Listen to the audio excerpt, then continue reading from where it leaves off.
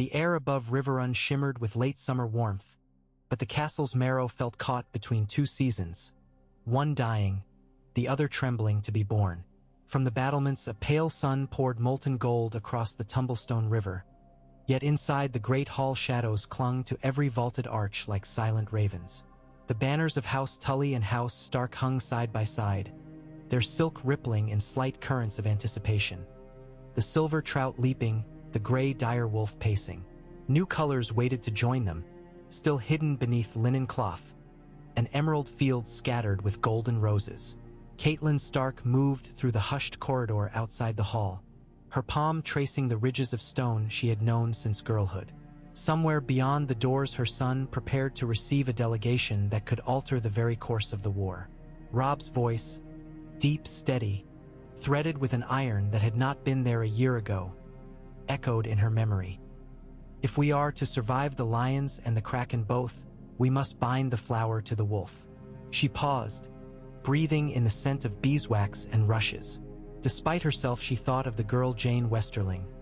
Gentle, sincere, now dismissed from her son's side by quiet arrangement and a heavy purse of silver given to her family. Guilt pricked Catelyn's conscience, but she smothered it. Kingdoms were not won by softness. Better for a few hearts to break than for tens of thousands to perish, she told herself, though the words tasted bitter. A horn sounded atop the water tower, one long note, then too short. Guests approaching. Catelyn pushed the doors open and entered the hall just as retainers hurried to their posts. The murmur of hundreds of voices faded to expectant silence. At the far end, on a dais flanked by tall ironwood braziers, Robb sat beneath a carved direwolf throne. Gray wind lay at his feet, golden eyes reflecting the flames, the massive head lifting at every new scent. Chainmail gleamed beneath Robb's dark crimson cloak. The bronze crown of the kings in the north rested easy upon his brown curls, though Catelyn could see the tension in his shoulders. A trumpet's flourish announced the visitors. Ser Brynden Tully strode ahead, his black trout cloak swinging, and raised his voice. My lords and ladies, I present Lady Olenna of House Tyrell, called the Queen of Thorns, and her granddaughter, Lady Margaery Tyrell of Highgarden. All eyes turned as the delegation swept in. Lady Olenna's face bore the lines of a long life spent wielding words like blades.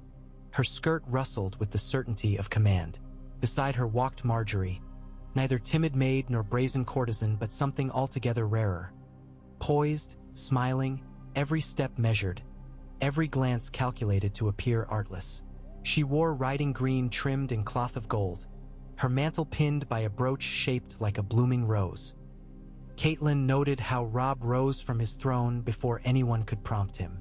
He descended the steps to meet them midway across the hall. When he bowed, the crowd exhaled, the king lowering himself first. A masterstroke, Catelyn thought. Deference costs him nothing, yet it buys goodwill. Lady Olenna, Robb said, voice ringing, you honor my house and my kingdom. He turned to Margaery. And you, my lady, bring the summer's heart to a hall long starved of warmth. A ripple of approval passed among northern lords unused to such courtesy. Margaery dipped her chin. Your grace is gracious beyond measure. Highgarden could not remain deaf to the wolf's song, not when the realm trembles at a lion's roar. Olenna's mouth twitched, amused. Save your poetry, child. The young king wishes to see whether roses have thorns to match their scent. Her shrewd eyes fixed on Robb. Be certain they do, your grace. Robb smiled, unfazed. So do wolves, my lady. Yet neither must draw blood between allies. They exchanged gifts, barrels of sweet arbor wine, crates of northern furs, a gown sewn with downy feathers for Lady Margaery, a long sword of castle steel for Ser Loras, who followed behind, his helm of blossoms shining. Formalities spilled like measured wine until all were seated for the midday meal. Servants bore trenchers piled with peppered venison, poached trout, parsnip cakes, wheels of aged goat cheese. While the feast unfolded, minstrels played a single reed harp soft enough not to drown the quiet murmurs passing along the tables. Catelyn observed Olenna speaking in close huddles with Great John Umber and Meage Mormont. Grandmother and queen both, Olenna moved between factions as deftly as a dancer crossing stepping stones over swift water. Robb and Margaery sat side by side upon the dais. Their conversation, too distant to hear, seemed easy, punctuated by brief laughter. Once, Robb offered her a slice of baked apple dusted with cinnamon. Her fingers brushed his as she accepted, and Grey Wind raised his head, nostrils twitching. Margaery met the direwolf's gaze unflinching and extended her hand for the beast to sniff. The hall stilled. Grey Wind's ears flattened. Then he gave a single low chuff and settled. The tension broke like frost under spring sun. Laughter returned, louder. Later, in the solar above the God's Eye turret, Catelyn found Lady Olenna alone, studying a carving of the first men. "A curious likeness," the old woman remarked. "They look almost Tyrell, though less handsome." Catelyn allowed a smile. "Your house traces descent from Garth Greenhand, does it not? So the singers claim. All flowers of chivalry sprout from fertile myths." Olenna tapped her cane. "Tell me, Lady Stark, does your son intend to wed my granddaughter or merely flirt across a banquet table?" Catelyn felt the room narrow to the size of a needle's eye. "Intentions must be spoken by the king himself. But I believe his heart and his honor lean toward alliance." "Good. Hearts are fickle, honor less so, yet both may be upended by a stray arrow." Olenna's gaze sharpened. "We are not blind to Fry displeasure. Lord Walder covets recompense for a broken promise." Catelyn's chest tightened. Family duty means guarding kin from insult, yet lordships must weigh benefits. The Tyrells bring the reach, its harvests, its banners. Lord Walder will bend beneath such weight. Olenna chuckled. "A twig may bend until it snaps, and then you have a spear pointed at your backside. See that his children receive lavish marriages, and his levy coin enough to quicken his pulse.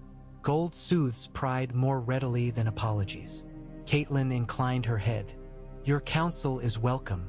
"Counsel? Nonsense. I intend to see my granddaughter crowned, whether with roses or direwolves." Olenna's eyes softened, distant for a heartbeat. "She is clever enough to rule, yet kind enough to love. Such women shape the fate of men." Evening council. Robb stood before a map spread across oaken planks. The Blackfish anchored the southwest corner while Lord Bolton's pale fingers rested near the Dreadfort. Roose's eyes betrayed nothing, twin pools of still water. Ser Edmure flykt nervous glances at Tyrell emissaries. "Highgarden pledges 20,000 spears," said Ser Garland, voice steady. 10,000 mounted lads near as good as knights, and bread enough to feed 3 armies. Lord Karstark grunted approval. "Aye, and when will they march?" Garland exchanged a glance with Margaery, who sat at the table's edge, chin lifted. "Within a moon's turn, provided certain knots are tied." Robb laid one hand over the reach, the other over the north. "Knots can be tied before the gods would heart tree at dawn tomorrow." Murmurs rippled. Margaery rose and stepped into the lantern light. "May I speak, Your Grace?" Robb nodded. She slipped between northern lords whose shaggy cloaks smelled of pine and snow. "My brother Ser Loras rides at dawn for Bitterbridge to rally our levies. If I ride with him as your betrothed, songs will outpace us. The banners will gather faster, the harvest wagons load deeper. Let us announce the marriage now, wed upon my return, and strike the lions from 2 fronts." Lord Rickard Karstark folded massive arms. "Sounds sensible so long as songs don't outrun steel." Roose Bolton's lips curved faintly. "Songs seldom reach Harrenhal alive." Robb's knuckles whitened on the table's edge. "We cannot afford delay, nor can we risk rumor. Lady Margaery, would you bear a token of my promise? One seen by every lord between here and Highgarden." He drew the bronze and silver direwolf brooch from his cloak and fastened it to her mantle, just above her heart. Gasps greeted the gesture, public, irrevocable. Margaery placed her hand over his and spoke quietly, meant for him alone. "A rose's thorns guard what is precious. I will guard your pledge." Catelyn watched Robb smile, small but genuine. and knew that despite strategy and necessity, affection had taken root in that glance. Seeds germinate swiftly under pressure, she thought. May they grow straight. 3 days later, the god's wood of Riverrun stood hushed beneath a silvery dawn. Mist veiled the red leaves of the weirwood, each one glistening as though dipped in fresh blood. Robb waited beside the heart tree, gray wind silent at his side. He wore a simple linen tunic over mail, crown left behind, king becoming man for a moment. Margaery approached between rows of moss-blanketed stones. Her gown, dyed the soft white of new rose petals, shimmered where dew clung to silk. A girdle of ivy circled her waist. In her hands she carried a single golden rose. No septon's bells pealed, no heralds cried. Only the murmured prayers of a northern ceremony. Catelyn and Olenna stood as witnesses. The Blackfish guarded the archway. Ser Loras kept a respectful distance, fingers drumming the hilt of his sword. Robb took Margaery's hands. Here, beneath the eyes of the old gods, I pledge myself to you. I accept your pledge, she answered, voice steady, and offer mine in return, sworn on earth and water, on bronze and iron and steel. They drank from a horn filled with tumblestone water, exchanged strips of bark etched with their names. When they kissed, the dire wolf lifted its muzzle and howled, a long, mournful note that rolled through the trees and over the battlements. Ravens scattered skyward. Watchmen upon the walls stared, some making hurried signs against ill omen, others grinning wide. In the quiet aftermath, Margaery pressed her forehead to Robb's. "Now we march. Now we march," he echoed, though his gaze lingered on her lips. Highgarden's promise. Ravens flew forth bearing the news. In King's Landing, Joffrey Baratheon shattered a wine goblet upon hearing it, shards slicing his palm. Cersei's face tightened like parchment left too near the hearth. Tyrion, hand of the king, felt the pieces of the realm shift on a game board no one else could yet see. At Storm's End, Stannis Baratheon read the parchment twice, eyes narrowing. "The boy trades one crown for another," he muttered. "But does he know which weighs heavier?" Ser Davos warned that River and Reach together might choke Blackwater Bay before Stannis could claim the throne. The shadow of Melisandre's red robes flickered behind them. In the Twins, Lord Walder Frey received his raven after morning bread. Butter dribbled onto the missive as he read, lips peeling back from sparse yellow teeth. "He breaks oaths like apple pie crust," Frey rasped. His many sons and daughters shifted about the hall, uncertain. A hush fell when the old lord whispered, "Perhaps the wolves will learn that the river's bridges are mine to raise or drown." None dared remind him that bridges carried more than soldiers. They carried vengeance, too. Road to Bitterbridge. Robb traveled south with 3,000 picked men, gray wind scouting ahead like a ghost through fields of wheat taller than a man's waist. At every village, small folk gathered to gape at the direwolf king and his rose-cloaked bride. They tossed petals at Margaery's passing horse, shouted blessings toward Robb. Grain stores were opened. Musicians offered songs. In return, northern men paid fairly for straw and oats, mended fences, hauled stones from wells choked by years of neglect. Stories spread faster than hoofbeats. Here marched a king who paid his debts in coin and courtesy, whose bride smiled at beggar and lady alike. Margaery proved as adept in the saddle as any knight, though Ser Loras rode close, eyes hawkish. She spoke with each soldier whose path she crossed, learning names, praising deeds. One rainy dusk she shared a soldier's fire, robe damp, hair clinging in chestnut curls. Robb sat beside her, rain pattering on his shoulders, and listened to her hum a Reach lullaby. In that unguarded hush the war felt distant, as if held at bay by the thin veil of rain. But war drew near regardless. Scouts returned. They found Robb in a rented barn outside Stonehelm, poring over letters by lantern light. Gray wind growled low when the barn door burst open and Lord Bolton's bastard, Ramsay Snow, stalked in mud-splattered and grinning. Behind him 2 riders struggled with something long and limp. Tywin Lannister's banner, ripped and blood-soaked. "Ser Cliff of House Swan," Ramsay announced, voice dripping false politeness. Caught him leading a patrol. Thought his grace might fancy a gift. Robb glanced at the corpse trussed atop a horse. Head lolling, eyes pecked out. Disgust twisted his gut. We do not flay prisoners. Ramsay's grin widened. He died before any flaying, I assure you, though the fear of it loosened his tongue. Bolton's men exchanged uneasy looks. Robb stepped closer, tone like ice. Fear is a blade that cuts both wielder and victim. Keep your edge from my hand, Snow. Ramsay bowed with exaggerated flourish. As your grace commands. When he left, Margaery emerged from behind a stack of hay. She had heard everything. Such men poison honor, she said softly. Robb sheathed his fury.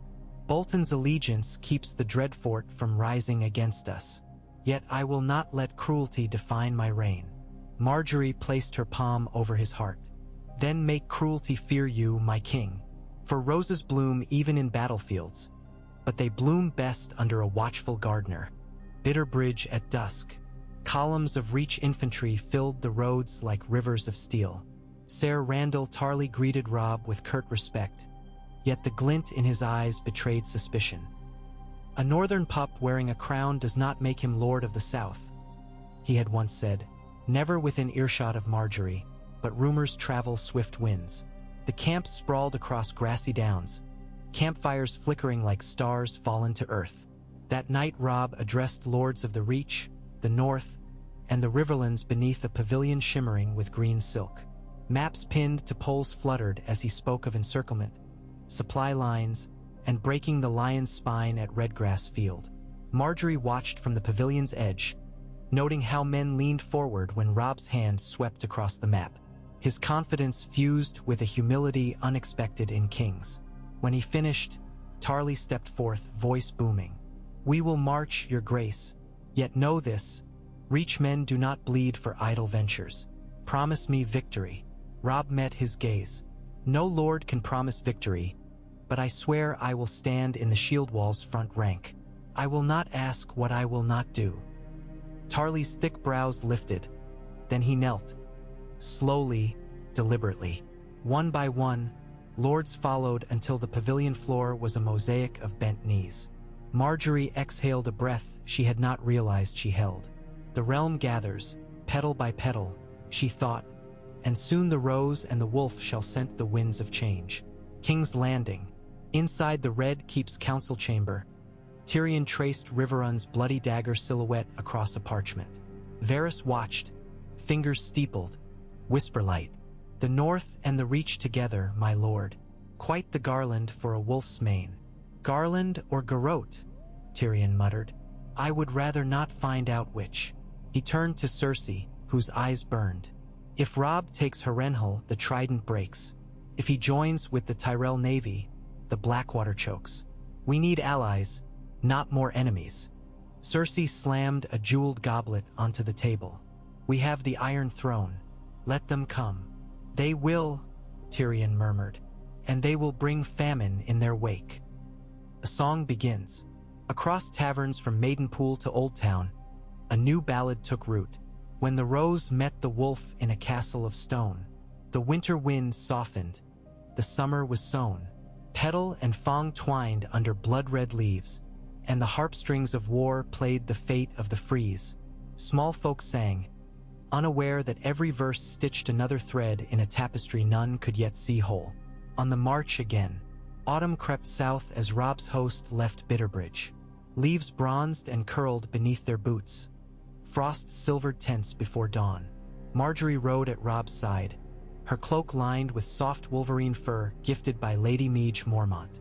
She reveled in the sharpened sense of pine and peat, learned to decipher raven calls, and once loosed an arrow that felled a boar before the hunter's spears struck home. The men cheered, hearts warmed by a queen who spilled her own blood scraping her knuckles to help skin the beast. Yet storms gathered beyond mortal sight. In the ruins of Harrenhal, Lord Tywin listened to reports with a face carved from marble. Stark and Tyrell, he said, voice low. A wolf may gnaw a rose's stem, but the thorns can still prick. We will bleed them where they stand fastest. He dispatched Ser Gregor Clegane east, Ser Adam Marbrand West, and whispered commands to Qyburn that caused the ex-maester to smile thinly.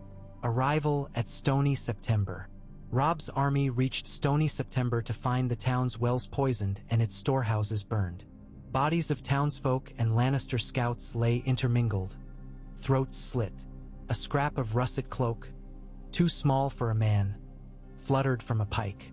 Gray wind bristled, hackle stiff. Bolton's bastard claimed ignorance, yet Robb's eyes narrowed. Suspicion coiled like smoke in his mind. Margaery knelt beside a dead child, brushing hair from a waxy brow. Tears brightened her lashes before anger set them aflame. "This is no war," she whispered. "This is butchery." Robb clenched his fist. "We march at first light to Harrenhal." "But your supply lines," said Lord Bolton. "I will take Harrenhal or die beneath its curses." Robb's gaze swept his captains.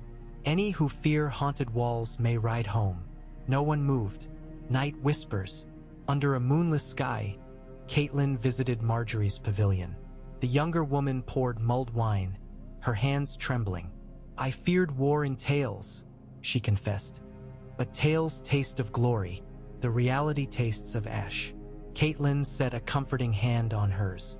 "The first dead child you see is the end of songs. I pray you do not see another." Margaery met her eyes, resolve hardening. "If I must, I will, but I will not let grief blind me. I will make this alliance earn peace, not merely trade lives more slowly." Catelyn felt unexpected admiration. "Then the North gains more than spears. It gains hope, beyond the next ridge." Cersei's orders reached Walder Frey at dawn. "Hold the bridges. Delay the wolf. A crown awaits loyal hounds." The old lord chortled, spittle shining on his chin. "Let the lions pay, then let the wolf pay more." He summoned his scribes and began drafting letters thick with promises and threats. Harrenhal's shadow. From the battlements, broken stones jutted like fangs against a bruised sky. Fires burned within the vast yard where thousands of enemy spears mustered. Lannister red cloaks mingled with brutish mercenaries. At their head, Ser Gregor Clegane mounted a warhorse armored in blackened steel. His laugh rolled thunder across the cracked skulls beneath hoof. Robb studied the fortress from a hilltop. Rain sheeted down, plastering hair to his brow. "We'll drag the mountain off his perch," he said, with Reach archers harrying his flanks and Karstark cavalry pulling their tails. "The main host strikes the north gate at dusk." He turned to Margaery. "Stay back with the healers." She shook her head. "I will tend the wounded within bowshot, not leagues away. My duty lies where blood spills." His protest died when he saw her eyes. "Then keep Loras at your side." She smiled faintly. "He keeps himself at mine." First assault. Dusk fell as a crimson veil. Horns blared. Stormcrows swirled above as Robb's infantry surged up the muddy slope. Shields raised. Arrows rained. Men screamed. Gray wind leapt ahead, jaws snapping, dragging a cell's word from the parapet in a spray of blood. Reach bows sang, shafts lighting like meteors into torchlit crenels. A scaling ladder pitched. Men tumbled. Bolton's flayers pressed flank, axes bone-bright. Against thunder and roar, Robb climbed a siege tower personally, sword flashing. When the tower slammed into the wall, he led the charge across the bridge of timbers, cutting through a Lannister sergeant, kicking a second into the courtyard below. His crown was gone, lost to the melee, but his voice carried, "For the north, for the Reach." Below, Margaery ran between makeshift tents, binding wounds with linen torn from her cloak. Blood soaked her sleeves. Men stared at her as though at a vision, their screams quieting when she touched their brows. Night deepened. Fires spread. Harrenhal's cursed stones seemed to weep sparks. Inside the Hall of 100 Hearths, Tywin's banner fell. Ser Gregor vanished into smoke, and rumors whispered he had fled through secret tunnels, dragging 3 captives. At dawn, the Wolf Banner and the Rose Banner were raised together from the Widow's Tower. Thousands cheered, though their voices rasped raw. Margaery stood atop the gatehouse beside Robb. Wind tangled her hair, blew the scent of charred flesh into the sky. She took his hand. Together they faced east, where the sunrise broke blood-red beyond the trident. Robb spoke softly. "The war is not won." "No," she agreed, squeezing his fingers. "But today we proved it can be." He looked upon her, and despite the corpses below, the broken ramparts, the stench of ruin, he felt a stir of something clean and bright. Hope is a fragile thing, he thought. Yet with her, I would guard it against every storm. Unseen in the dungeons far beneath their feet, a prisoner rattled chains forged in Valyrian steel. Qyburn's leech-black eyes watched the blood drip, and in that dripping he heard omens of wolf and rose entwined. A union that might yet seed salvation, or sprout a thorn destined to pierce them both. The story had only begun. Thought for 15 seconds. Robb Stark stood upon the cracked stones of the Widow's Tower roof and watched the mists of the gods coil around Harrenhal like pale serpents. Night lingered though dawn had begun to silver the horizon. Somewhere in the echoing courtyards below, men set to clearing rubble and stacking the enemy dead for pyres, the sweet-fetid smoke of burning flesh already carried on the cold air. He felt the ache of 3 fresh cuts beneath his brigandine, each stitched in haste by the camp surgeon, each pulsing with its own slow heat. Beside him Margaery Tyrell leaned against the Merlin, hair unbound, face smudged by soot she had not found time to scrub away. The wind teased strands across her brow. For a long while they did not speak. At last she said very softly, "I dreamed last night we were children wandering winter roses. They did not freeze. They glimmered like frost-lit stars." Robb turned, surprised by the fragility in her voice. "I have walked the glass gardens of Winterfell often in my sleep," he answered. "But there were never roses. Now there will be," she told him, brushing filth from his cheek with the pad of her thumb. "If we plant them." He glanced over the dark expanse of drowned fields surrounding the fortress, water glinting among dead willows, and wondered whether anything would grow in that cursed soil. Yet when he looked back at her eyes, green as new leaves under torchlight, he allowed himself to believe. Footsteps scraped behind them. Catelyn emerged through the trapdoor, cloaked in gray wool, followed by the Blackfish. "Ravens arrived," she announced without preamble. "One from Riverrun, one from the twins." Her exhausted gaze held a gravity that pricked Robb's chest. He took the parchments. The message from Riverrun spoke of Edmure's skirmish against Ser Emincuy outside Pinkmaiden, victory enough, though minor. The missive from Lord Walder Frey was longer, courteous, and curdled.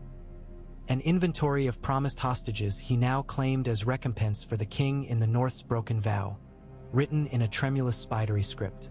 At the end, Frey demanded that 3 of his grandsons be granted command of key Riverlands keeps, and that his banners be placed in the vanguard of every battle henceforth. Margaery read the lines over Robb's shoulder. "He grows bold. Boldness born of insult," Catelyn murmured. "He may marshal that slight into treachery." Brynden snorted. "May? Freys are born in treachery the way eels are born in slime." Robb folded the parchment.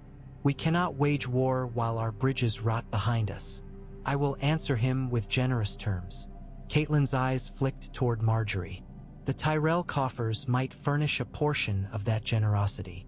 Margaery nodded before Robb could speak. "A winter rose blooms faster in warm soil.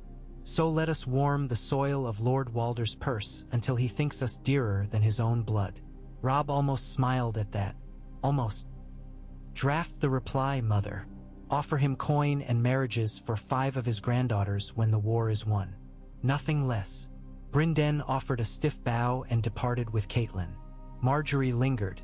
She watched Robb unfold the second raven strip, sealed in green wax. The sigil was a thorned staff twining round a sword, the mark Qyburn had claimed for his private letters. Robb broke it and skimmed the neat, graceful lines. "Ser Adam Marbrand rode south yesterday bearing a white peace banner. Ser Gregor's raiders savaged the crownlands west of the Rose Road. I remain with my patient in the Wailing Tower. Bleeding has slowed, but the screams persist. It would be wise to reinforce the garrison before Lord Tywin decides to retake what he lost." The mountain seldom runs forever. Q. Robb's jaw tightened. The maester advises we fortify, but we have no time to sit behind melted walls. Tywin marches for the Blackwater. If he breaks Stannis and returns north before we reach him, we'll fight 2 lions with half a maw. Margaery rested her palm atop his sword arm. Then we need claws in more than one place. She spoke of carving their forces into 3 columns, Lord Bolton holding Harrenhal with river lords and archers, the northern host pressing along the King's Road toward the Trident, and the Reach vanguard under Randall Tarley sweeping east to Maidenpool to harry Joffrey's grain fleet. She spoke quickly, decisively, her breath misting in the dawn, and Robb listened as though every word were the beat of a war drum. When she finished, he kissed her knuckles. A simple gesture, yet the watchman above the yard stopped to stare. "Your plan asks us to trust Bolton," he said when they were alone again. "The mists fled at last by sun's advance. And I don't. Not wholly." "Then set a lion at the flayer's heel," she replied. "My brother will remain with him at Harrenhal." Loras lacks subtlety, but he knows honor, and swords fear roses. "Bolton will resent the guard. He will obey the guard, if the guard bears your sigil." She folded his hand in hers. "We win by binding every uncertain thread until the tapestry is tight enough to strangle our foes." Robb touched the direwolf brooch still fastened above her heart. "Let us pray the threads don't strangle the weavers." Roose Bolton received command of Harrenhal that afternoon. His smile never reached his eyes as Robb confirmed the garrison. 2,000 Karstark men, 800 spearmen under Ser Wendell Manderly, 400 Tyrell archers, plus the Knight of Flowers with 500 Reach lancers. Ramsay Snow bowed unctuously when Loras Tyrell's name was spoken, but anger flickered like candlelight behind his smile. Robb felt it and almost changed the order, but the memory of dead children at Stony September hardened him. A leash must be set on Bolton's bastard. Loras accepted his duty with surprising calm, though the red flush on his cheeks betrayed frustration at forfeiting the coming march. On the rampart before departure, he pulled Margaery aside. "I had hoped to win renown beside you," he said softly. "Instead I watch flayers butcher rats while others sing your husband's victories." She clasped his shoulders, the gold threads in her sleeves catching torch glow. "Sing louder than the butcher's knives, Loras. Guard the walls and guard yourself. And write me every fortnight, lest I forget my own brother's face." He kissed her brow, mounted his destrier, and rode beneath the jagged arch of Harrenhal's gatehouse. Snow drifted lazy flakes through broken murder holes. The Reach banners vanished into the hushed yard. By sunset, the drums of departure thundered through camp. War horses stamped, wagons rattled, steel clanged in the restless dusk. When the columns formed, Margaery rode near the center beside Robb, cloaked in gray wool trimmed in rose red, her cheeks flushed against the chill. Torrhen Karstark hoisted the wolf banner. Pax's red wine bore the rose. Together they dipped as rivermen whistled. Out beyond the palisades, Catelyn watched the ground churn beneath thousands of boots. She found herself repeating a silent prayer. Let them remember the faces of the dead and spare the living. She did not know whether the gods still listened.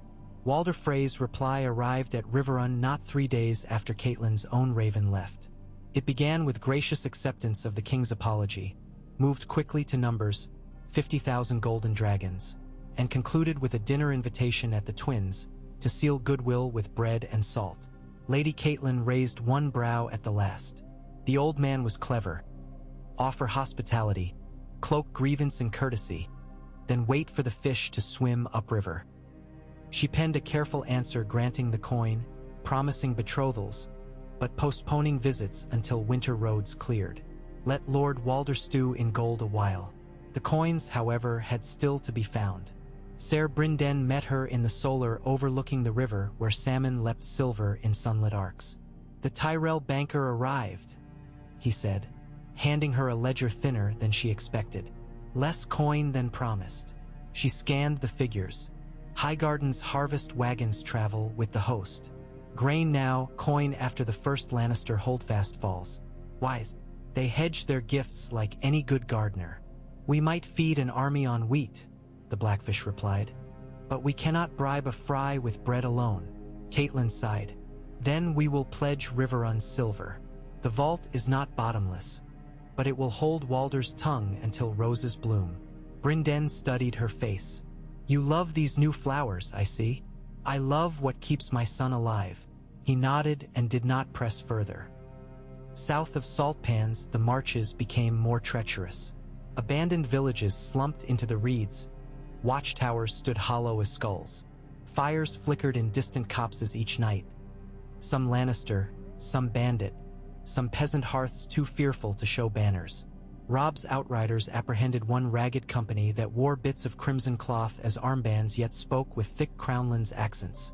Upon questioning, they confessed to desertion and thievery.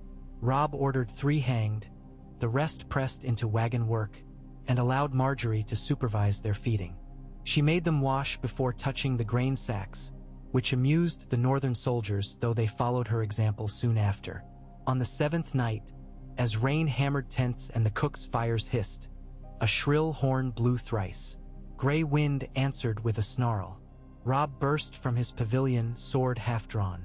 Lanterns bobbed through rain. Soaked scouts hauled a hooded prisoner into the circle of firelight. They threw back the hood and revealed a woman, hair a matted rope of black. Her eyes burned, half-mad, yet proud.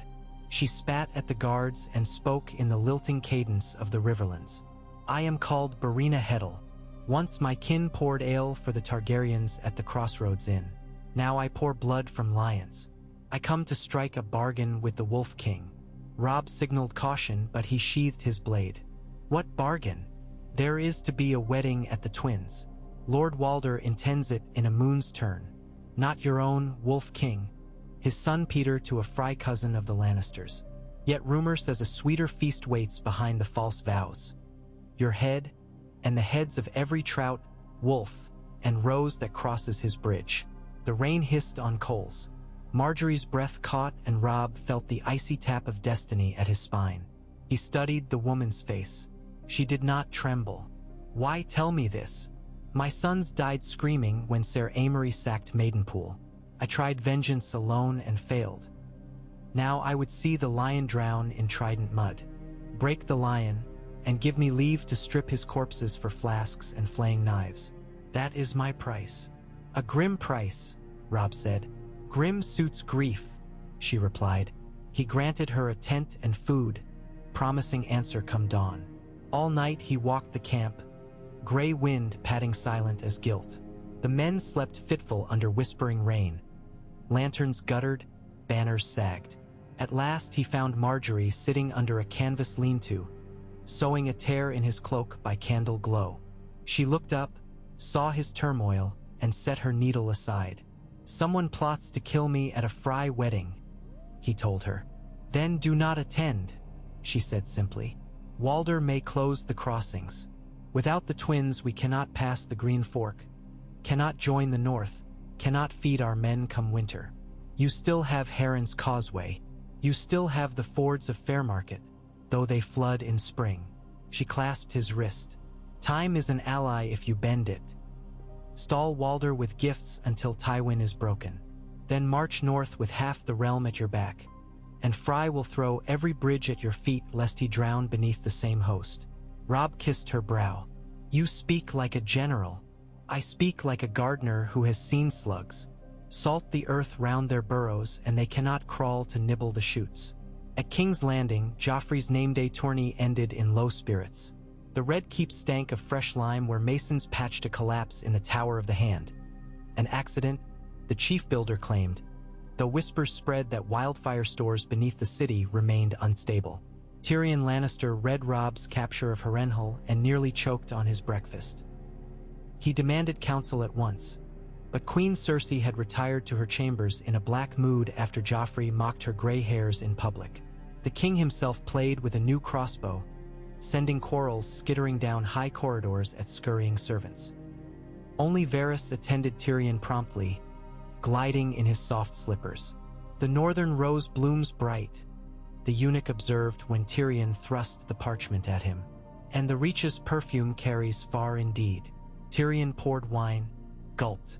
If Robb marches on the capital before father returns, our walls hold 10,000 at best. The antler men parade still, eager to open the gates for Stannis. They may do the same for a wolf if he offers better scraps. Tyrion felt the weight of his father's shadow. Father will expect me to hold the city by wit alone. I shall need more than wit. Varys' smile was mild as almond milk. You shall need wildfire. You shall need chain. You shall need a prayer to gods old and new. And you, Tyrion asked. I shall need the realm to survive, Varys said, and the matter ended there. Randyll Tarly reached Maidenpool ahead of schedule and found the garrison abandoned, the docks aflame. His outriders stalked a ragged gang of ironborn reavers along the coast and put them to the sword, an easy skirmish leaving 60 corpses on Dun Sands. But the port's granaries had burned to cinders. The Reach host quenched the last embers and stacked blackened wheat like charred bones. Tarly cursed the lost provisions. Then he dispatched ravens to Robb, promising swift repair. He ordered his men to dig new cold cellars against the coming winter, grumbling that northerners might know snow but Reachmen knew how to feed kingdoms. He did not know the mountain watched from the hills. Ser Gregor Clegane had gathered 300 free companions hardened by years in the stepstones. Myrish crossbowmen, Tyroshi sellsails, and a handful of Summer Island axemen. He waited until the Reachmen dispersed to hunt wild pigs in the forests, fresh meat for empty bellies, then fell upon their camp in a silent rush before dawn. Tarly fought like a bear, slaying 2 axemen with 1 stroke, but 5 bolts punched through his cuirass. The mountain rode him down, shattered his helm with a flanged mace, and left him bleeding in the ashes of Maidenpool's quays. When word reached Robb 3 days later, he pressed his knuckles to his brow until teeth cracked. He had respected Tarly's stern competence, and the loss carved a hollow under his ribs. Margaery gripped his hand but could not still the tremor. Clegane strikes and slips away, Robb muttered. We need speed, light horse, spears with eyes like hawks. He summoned the Blackfish, Torrin Karstark, and Pax's Redwine. Orders flew like arrows. Scout every streambed, every hedge maze where a brute might hide. Margaery wrote to Highgarden requesting Lord Garland lead the 2nd sons and 3rd sons of the Reach, men bred on tourneys but untested, to fill Tarly's gap. That night, as thunder rolled beyond the tent walls, Robb felt the old northern gods stirring in his dreams. He stood once more before the heart tree in Winterfell's Godswood. Its bleeding eyes watched him, but when it spoke the voice was soft and green as summer, yet it carried the cadence of the Reach. Between flower and fong lies root. Tend the root, lest rot devour all. He woke sweating, the taste of sap upon his tongue. Roose Bolton's first raven from Harrenhal reached the host the next morning. It spoke of storm damage to the Wailing Tower, new wells dug, and the death of 20 prisoners from a flux sweeping the black cells. It also included a sealed parchment for the king's eyes alone. Robb broke it apart from the council tent. Your Grace, Loras Tyrell honors his guard with vigor but plainly mistrusts the men he watches. I suspect his sword arm grows restless. Though the night of flowers glitters, remember that even roses may bleed a king if pricked. As ever I serve the North. R. Bolton. Robb read it twice, then burned it. The ashes curled like black petals over the brazier's coals. In the black cells beneath the Red Keep, Qyburn's former colleague Pycelle shuffled stiffly along damp stone corridors, escorted by 2 gold cloaks. He carried a phial of dream wine and bandages bound for a secret patient at Cersei's command. The shadows trembled with distant screams. Prisoners, tortured by Ser Eilen or worse, and Pycelle's lantern wavered. He wondered which new horror awaited.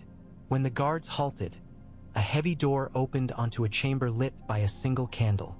There lay Adam Marbrand, gaunt, eyes fevered, his right hand a blackened stump where Qyburn had excised bite and rot. Pycelle shuddered. The wound stank of corruption. Cersei stood beside the pallet, immaculate in emerald silk, her smile thin as an assassin's garrote. He lives, she said, but he will not ride again. You will keep him alive, Grand Maester, And you will tell no one he begged for milk of the poppy like a child. Pycelle bowed, spine cracking. He thought of the young king firing quarrels at ghosts in corridors, of wildfire simmering under streets, of a wolf and rose marching south. He thought the realm mad beyond mending. Robb's army reached the outskirts of Duskendale by Michaelmas. The sky hung slate and sour. Gulls wheeled over breakers that hammered chalk cliffs in foaming fury. Gray wind patted ahead, nose lifted to the salt wind. Scouts reported the town lightly held by Lannister men under Ser Giles Rosby. Robb gambled on a swift assault before dawn, hoping to seize the small harbor intact. The ships there, though few, could ferry grain along the coast to hungry reach units east of the Blackwater. In the hour once called Wolf's, Direwolf and King led the charge. Northern pikes shattered the gate, Karstark axes clove planks, and spearmen flooded the narrow streets. Ser Giles fell early, a quarrel in his throat before his sword tasted blood. By sunrise, red and gold pennons lay trampled in muddy squares. Margaery walked among wounded after the bells ceased ringing, her white robe now stained brown. She stopped where children huddled, coaxing them from doorways with warm loaves. Their eyes were wide as new moons. Robb watched her bend to bind a soldier's shattered leg. Her sleeves dragged in blood, yet her hands never shook. He knew then that any man who harmed her would see the Wolf King bare his fangs. But love was luxury. Tywin marched west from King's Landing, roused at last by wildfire whispers and rebel songs.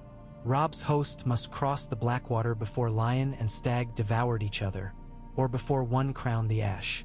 That evening he held council in Duskendale's lordly hall, cedar beams charred by a fire 3 years past. He proposed sending an envoy to Stannis Baratheon offering truce until the Lannisters were broken. Some river lords balked, for Stannis had burned sigils of the Seven and spoken dark prayers. But Margaery voiced support, reminding them that the Roses of Highgarden had once nearly joined Stannis against Joffrey after Renly's death. Old ties might kindle anew. Robb named Ser Davos Seaworth in the letter, Hand of the King, honest man, and sealed it with half wolf, half rose. If Seaworth believed, perhaps the charred stag would too. He sent Garland's cousin, Ser Rabar Rowan, swift on a dapple gray, with orders to skirt lion patrols by hidden wood tracks. The council dispersed. Margaery stayed. She laid her hand on the heavy oak table. "This will please Lady Melisandre little," she warned. "Red priests burn what will not bend." "Then we will bend nothing," Robb said, but his eyes shone weary in torchlight. "Yet if bended knees win us peace, better they bend now than break later." She thought of Tarly's broken helm, of prisoners shrieking under flares, of wildfire vaults, and she nodded though dread pooled in her chest. North of Harrenhal the first snows blew early.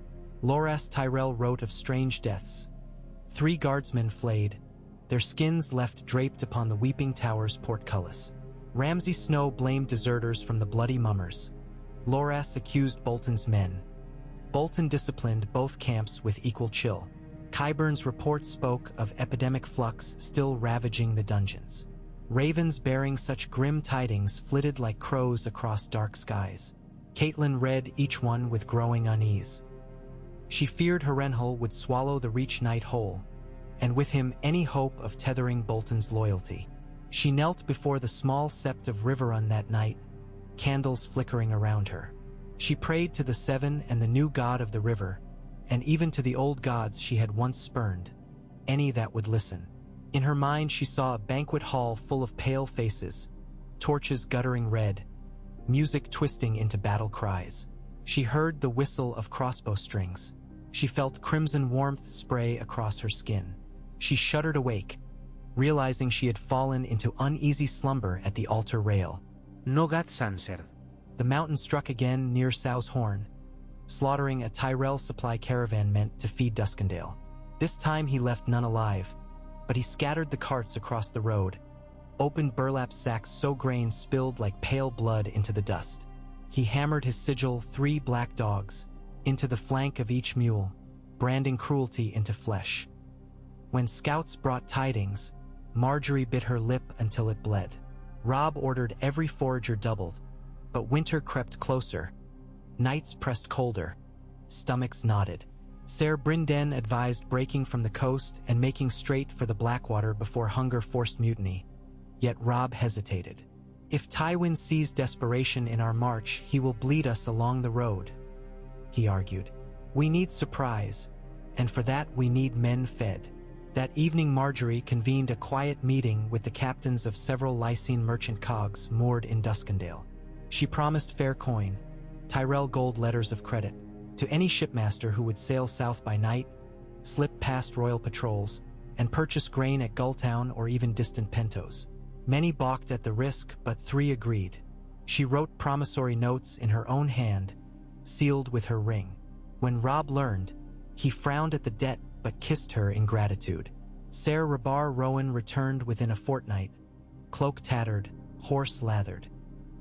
He knelt in Robb's audience tent among flickering lanterns and produced a scroll singed at one edge. From Lord Seaworth, he gasped. Stannis will parley by envoy. He marches also to face Tywin. His hand suggests we meet at the ruins of Rhaegar's Hill in 7 days' time. Robb's council erupted. Some warned of ambush. Others saw golden opportunity. Margaery listened, then rose. We have danced too long on rumors. Let us meet this king that wears the father's fury. Take 800 picked men. I will ride with you. Robb shook his head. No. My place is at your side. Your place is where you remain safe. Safe. She laughed once, bitter. Look around, my wolf. The world is plague and steel. There is no safety, only purpose. Mine is to lend you roses when wolves grow tired of winter. He hesitated, then agreed on compromise. She would ride with Catelyn and a small retinue, but remain 2 miles back until horns signaled peace. They departed at sunrise. Fog draped the fields like burial shrouds. Riders moved in silence, breath pluming. Gray wind scouted far ahead, a pale shadow among gray grasses. Behind them the bulk of the host struck tents, hammered stakes, preparing to move at dawn. The earth groaned beneath wagons. 2 days into the ride, a horn's high wail shattered dawn. A scout thundered up with eyes white as fresh milk. Fire on the sea. Lannister galleys strike the merchant cogs at anchor. Your grace, the grain is lost. Robb's fist clenched, but he forced composure. Casualties? 2 cogs fled at first sight. 1 burned with all hands.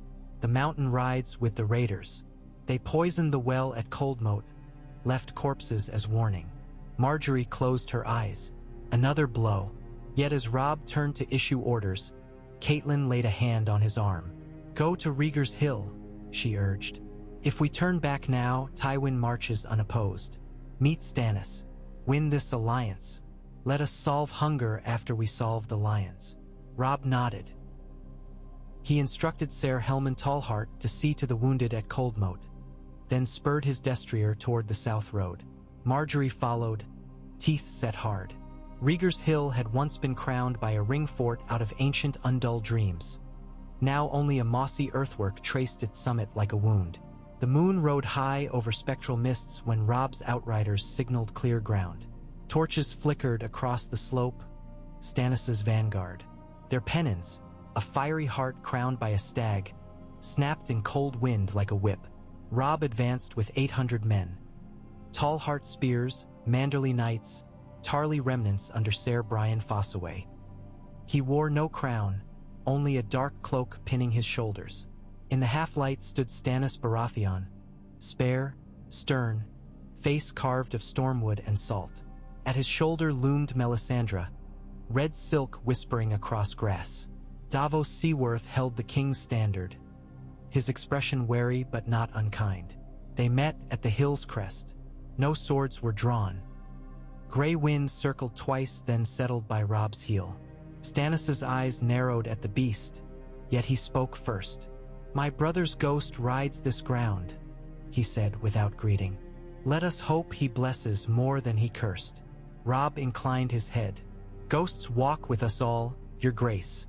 We shall see whose ghosts prove heavier. Stannis gestured to Davos. The smuggler stepped forward, produced a rolled parchment. Terms, Stannis said.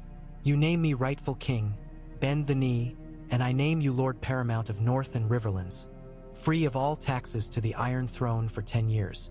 The girl your queen shall remain your queen. Your sons, when you have them, keep their claim. Together we strike the lion." Robb listened. He felt the eyes of every man on that hill. Northern, Stormlander, fiery-haired Red Priestess. He considered the thousands who would die if terms failed. "I will not bend," he replied. "I am a king by the voice of my people.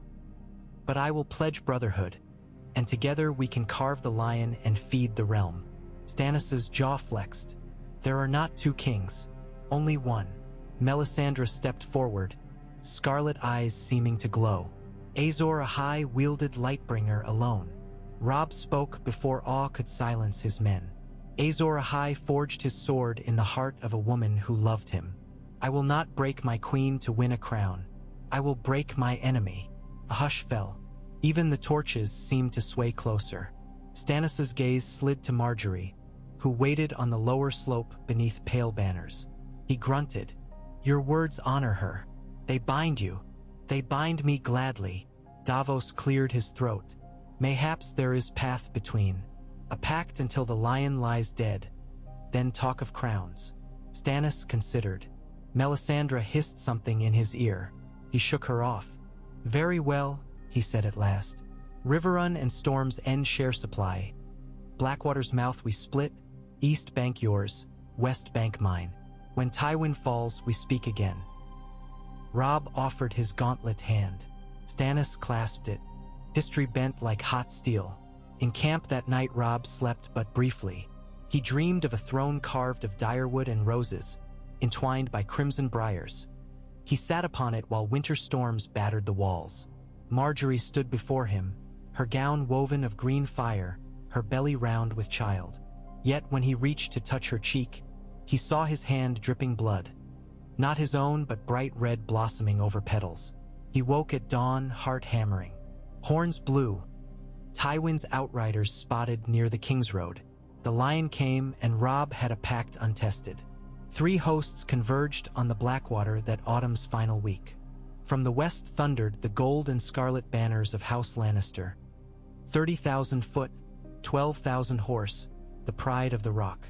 From the south rode the Wolf and the Rose. 19,000 Northerners, 15,000 reach spears, 7,000 cavalry under Tarly's second son, Garibald.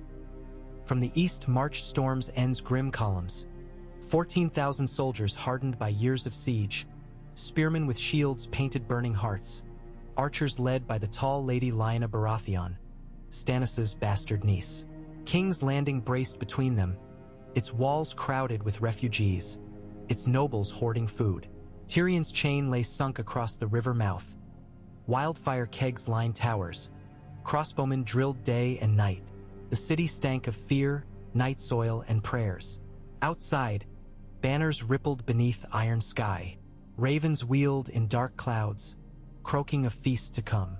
Somewhere in the hills, the mountain waited for screams. Somewhere in the Twins, Walder Frey counted coin.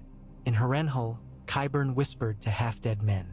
In Riverrun, Catelyn Stark lit 7 candles and wondered which god would claim her son. On the eve of battle, Robb walked the silent length of his camp.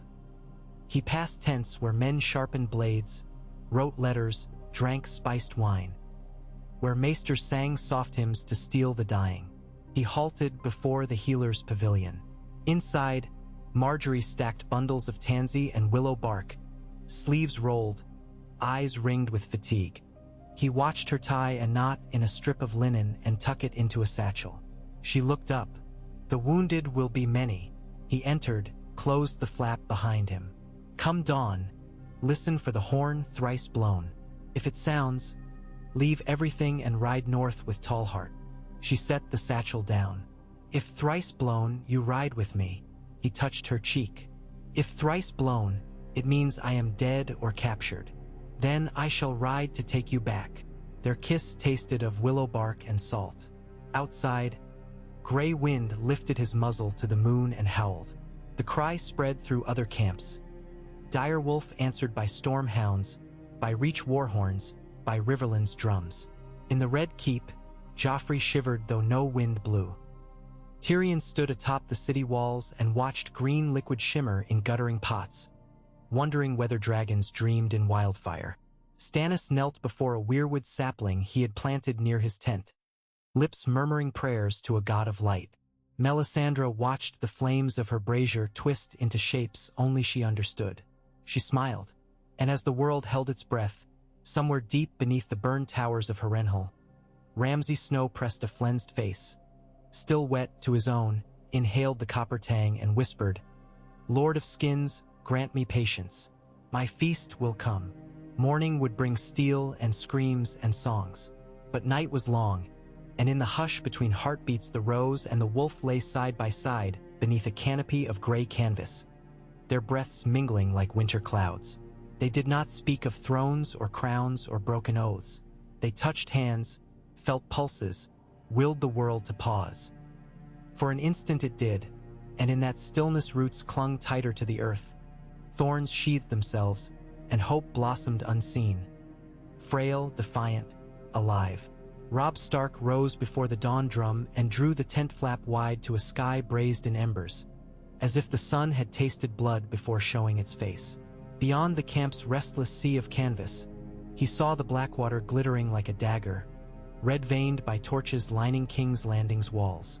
Somewhere across that river lay Joffrey Baratheon, the boy who called himself king, cowering behind wildfire kegs and iron-tipped scorpions. Somewhere in the hills south and west rode Tywin Lannister, the lion in autumn but not yet wintered, marching with a pride bred for killing. And stretching eastward through the haze lay Stannis Baratheon's host, banners of the burning heart whipping in a wind that smelled of cedar and salt. Robb wrapped his cloak, its wool damp with a clammy cold that warned of true winter skulking far off. The camp stirred. Kettle drums muttered. Grooms led snorting destriers to troughs. Cooks spilled oats into bubbling pots blackened by 100 fires.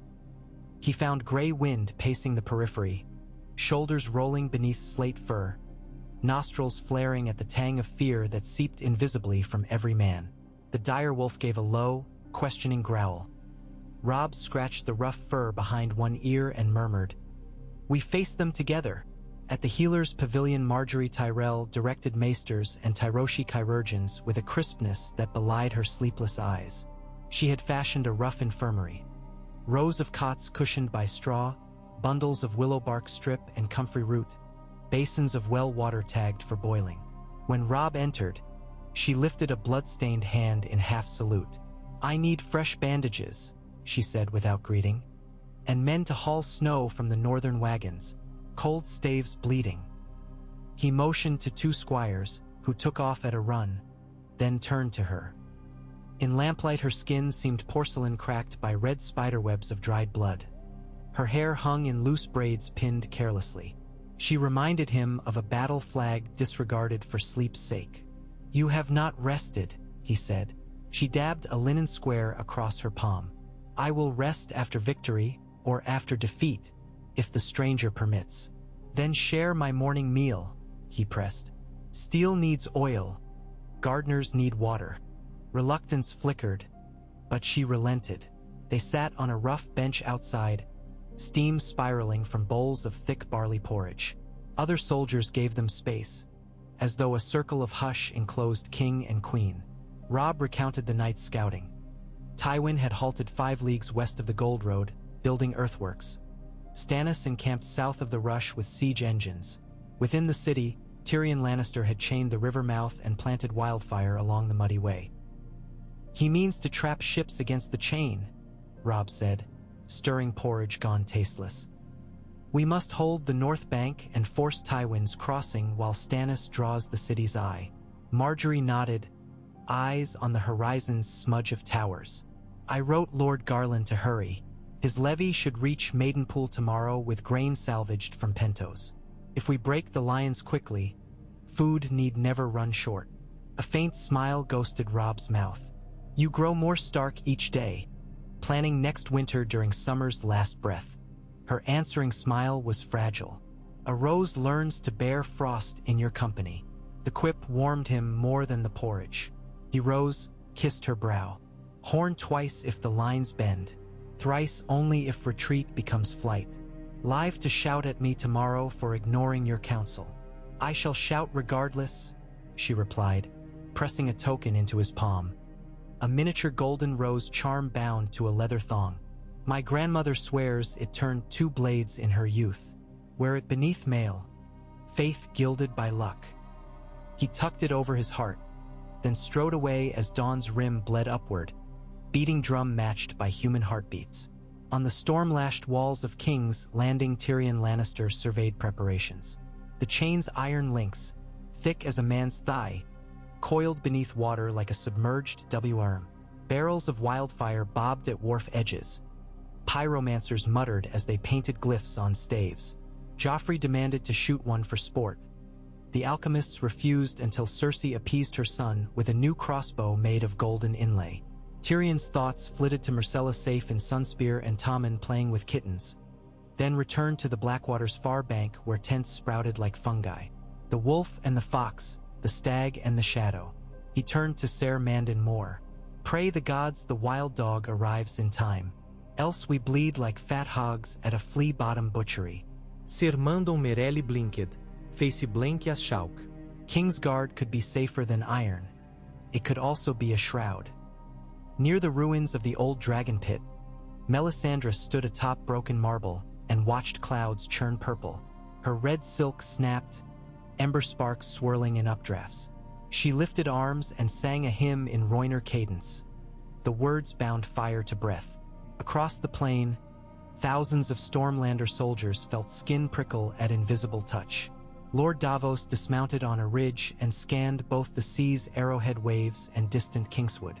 He trusted spears and sails more than spells, but saw their usefulness.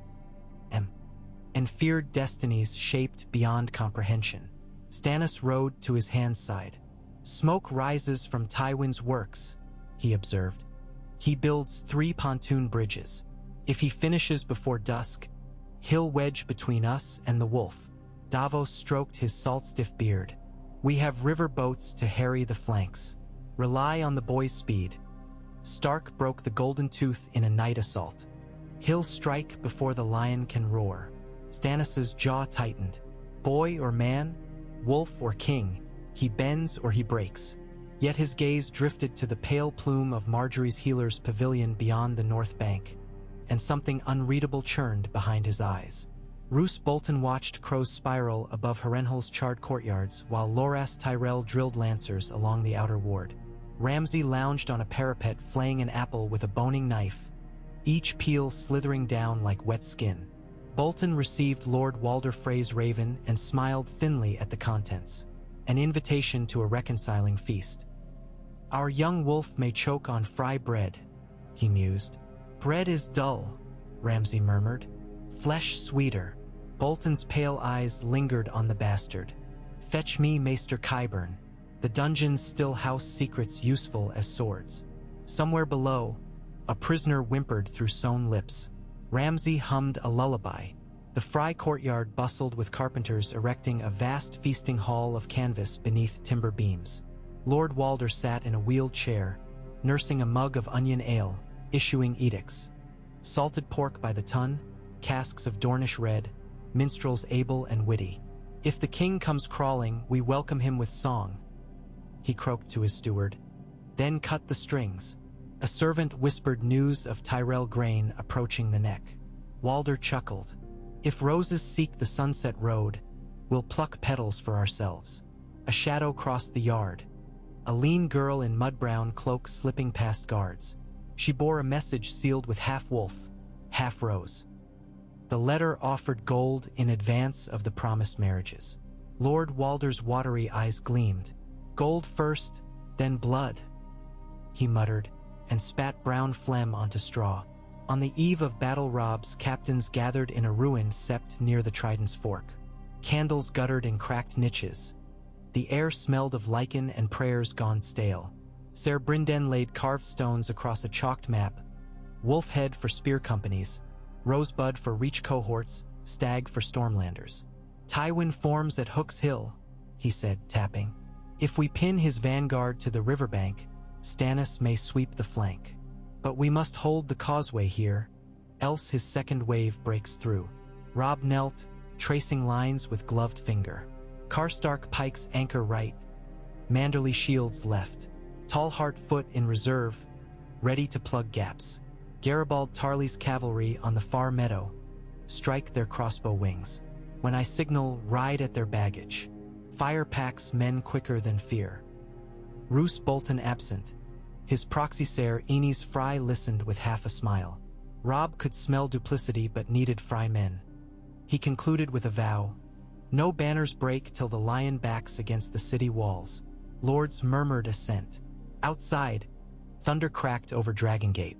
Margaery waited beneath an ash tree, raindrops silvering her lashes. She tucked a parchment into Robb's gauntlet, an inventory of willow bark already depleted. Bring me few wounded, and I'll forgive your recklessness.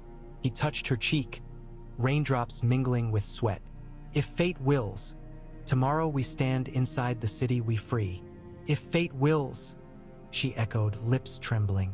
But when she kissed him, there was iron behind the softness, and he tasted a queen willing to bleed. Dawn exploded in screams of gulls and a chorus of horns. Fog clung ankle-high as armies formed. Wolf banners flapped in a northern wind. 7-pointed stars glimmered on Stannis' shields, and the lions roared scarlet along Hook's Hill. Tywin, copper hair streaked by first gray, drew his destrier beside Ser Kevin and surveyed the field through a sighting tube.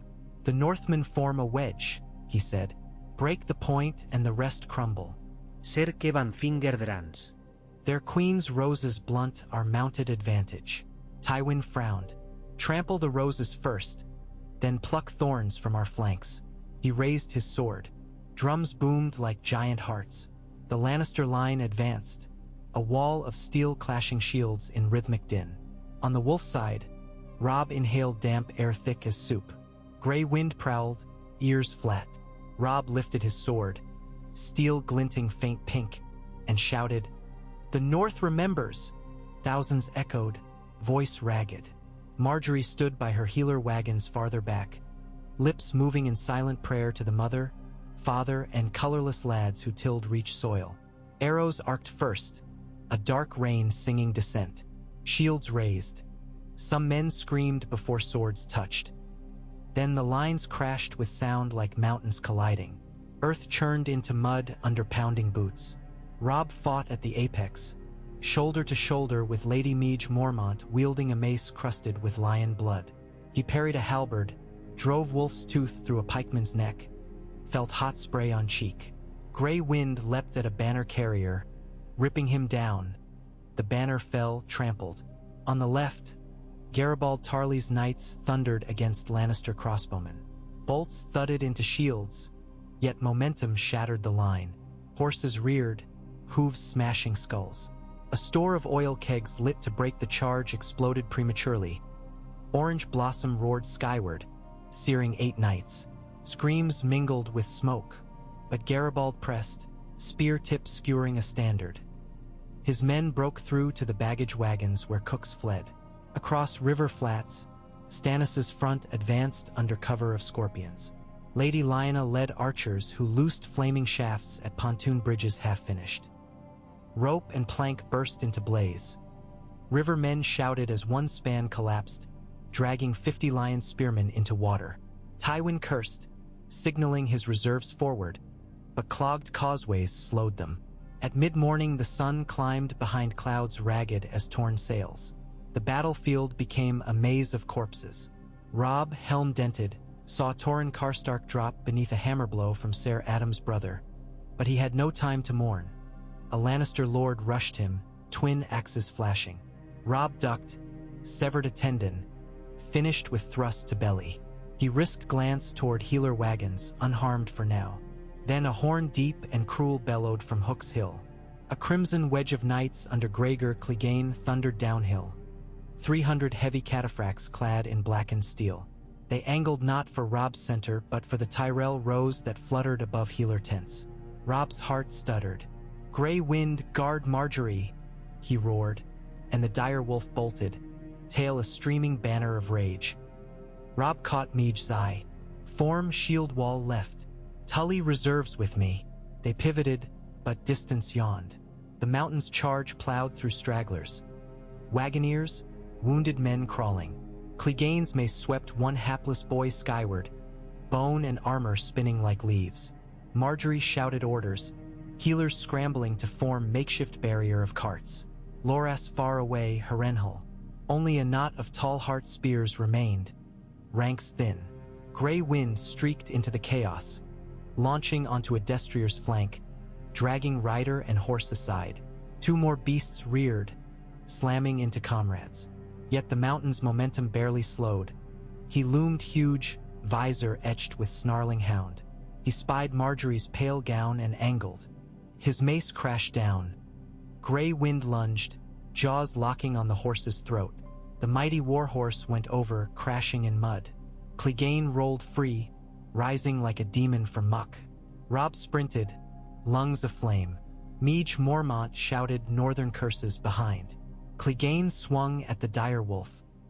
Grey wind dodged, teeth flashing, but a backhanded blow clipped haunch, yelp of pain. Margaery seized a spear from a fallen guard, planted footing, met the mountain's visor with green fire. He laughed, deep, raised mace. Steel shrieked. Robb parried from the flank, deflecting. The mountain bellowed, reoriented. Robb's arms numbed from the impact. Mud sucked at feet as they circled. Grey wind limped but paced, snarling. Around them healer tents burned. Tall heart spears locked in dying embrace with Clegane's bannermen. Clegane fainted low. Mace came high. Robb ducked, slashed wrist, sparks. The giant rumbled amusement. "Boy king," he taunted. "I'll send your head to the queen." Robb glimpsed Margaery edging behind Clegane, spear poised. He feinted left. Grey wind lunged right. Distracted, the mountain swung broad, catching the direwolf's shoulder. Blood sprayed. Margaery struck, spearhead punching into Clegane's mail beneath arm seam. The point snapped, but bite remained. He roared, staggered. Robb surged, thrust blade under lifted visor. The tip entered soft palate into brain. Clegane's roar choked to gurgle. He toppled, mace falling like meteor, missing Robb by fingerbreadth. Silence fell brief as breath. Then tall heart survivors cheered hoarse. Robb knelt by grey wind, formatted red, but wound shallow. He pressed cloth. Margaery knelt opposite, hair singed. Eyes met. Relief crashed over both. He squeezed her hand once, rose, pointed sword soaked in mountain's blood toward Hook's Hill. "For the north," he shouted. "For the reach. Kill the lion." Roar answered, rolling like thunder. Word of the mountain's fall spread swift. Lannister morale wavered. Ser Kevin rallied men, but Iscar the Sweet, a reach bard turned spearman, began a song mid-battle, voice carrying uncanny clarity. Mark down, copy, edit. The rose did thorn, the wolf did bite, the lion's roar fell silent night. Asterisk. The tune wove through chaos, bolstering hearts. Stannis, hearing across fields, drove forward. His men grappled with gold cloaks at the river gate. Wildfire pots flung by trebuchets sizzled overhead, some bursting harmless in wet mud. Others engulfed men in green hell. The smell of cooked meat poisoned the air. At noon, clouds tore apart, sunlight lancing through onto a tableau of red and gold retreating, green and gray advancing. Tywin recognized disaster. His right wing broken, Clegane slain, bridges aflame. He ordered horns. Withdraw to city walls. Robb pushed until the wolf banners reached Blackwater's north embankment opposite Mudgate. He held there, panting, blood-spattered. Stannis' vanguard secured the southern wharf. Between them, the river choked with debris. Charred pontoon planks, broken skulls, floating corpses. Tyrion unleashed the chain as Stannis' ships pressed upriver, but wildfire stores ignited prematurely under stray spark. Green inferno whooshed, devouring for Lannister galleys before chain fully rose. Debris clogged. Remaining ships veered, some dashing onto banks captured by Stormlanders. Chaos favored the rebels.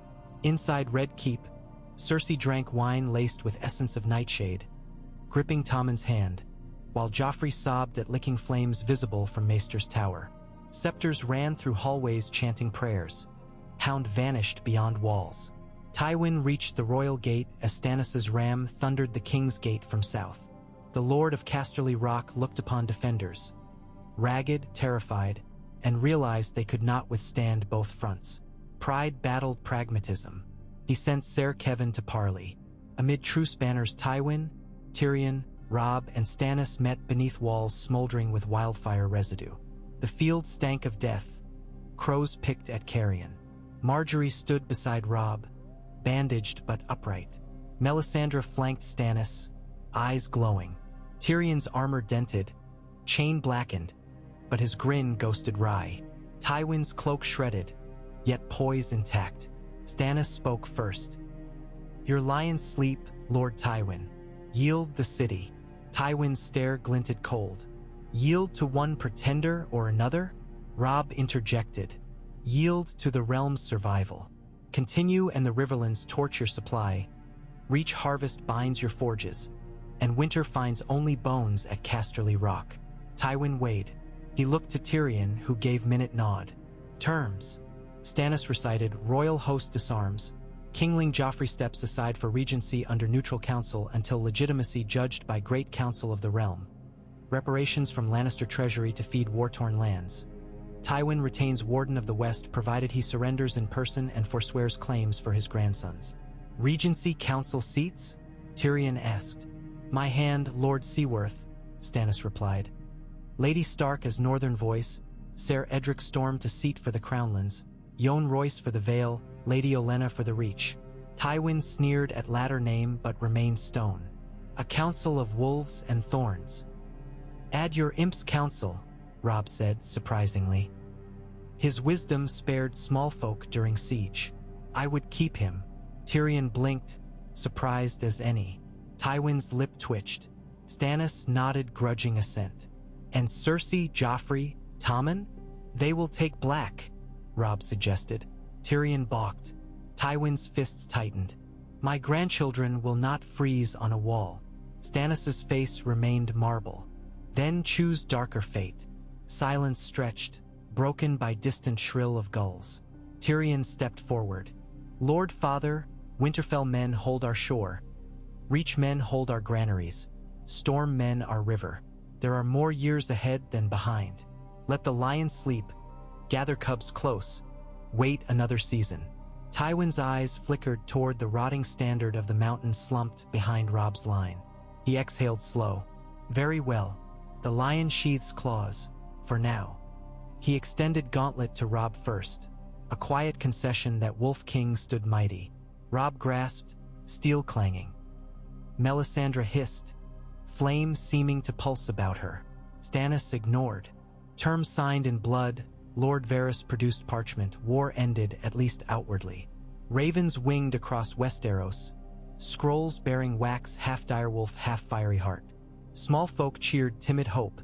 Merchants tallied losses. Smiths sharpened swords still. That evening Margaery walked rubble-strewn streets of King's Landing, hand gripping Robb's. They passed weeping mothers, singed children, silent heaps of stone where homes once stood. She directed reach wagons to distribute barley cakes. Robb conscripted Sellswords into clearing debris. At the Sept of Baelor, the High Septon received them with shaking voice, proclaiming miracle. Two kings joining to mend realm. Inside Red Keep, Cersei raged in silken chamber, smashing wine goblets at news of son's exile. Guards barred her door. Ser Mandon replaced by Ser Balon Swan under Regency's decree. Tyrion, bruised yet alive, found Sansa Stark in a corridor, half-smiled apology. "It seems your brother saves us both," he said. She only stared, years heavier in her eyes. Beyond city walls, funeral pyres blazed. Robb presided over rites for northern dead. Margaery read names of Reach men, voice cracking at each. When the pyre's last embers cooled, Robb buried gray winds shed blood under an elm outside Mudgate, whispering thanks to gods old and new. Winter's first true frost dusted the King's Road 2 weeks later when the Broken Council convened within Red Keep's throne room stripped of Joffrey's tapestries. The Iron Throne loomed jagged as ever, but no one sat this day. They met on level ground. A round table erected atop dragonbone mosaic. Davos swore oath his hand. Olenna arrived borne by litter, sharp eyes missing nothing. Catelyn embraced Robb, tears for Torrhen lost. Stannis wore crimson cloak embroidered with a stag wreathed in fire. Tywin, almost regal in restraint, watched from opposite side. They drafted decrees. Coin to rebuild river towns. Reparations to Tyrell ports ravaged by Ironborn. Edict freeing Riverland's prisoners. Pledge to reaffirm Night's Watch funding. Tyrion proposed sewer expansions and wildfire vault audits. Council agreed. When they reached question of North's independence, Stannis surprised all by stating, "Let the wolf guard his snows. It offends me no more than the Kraken's islands." Tywin raised brow but signed.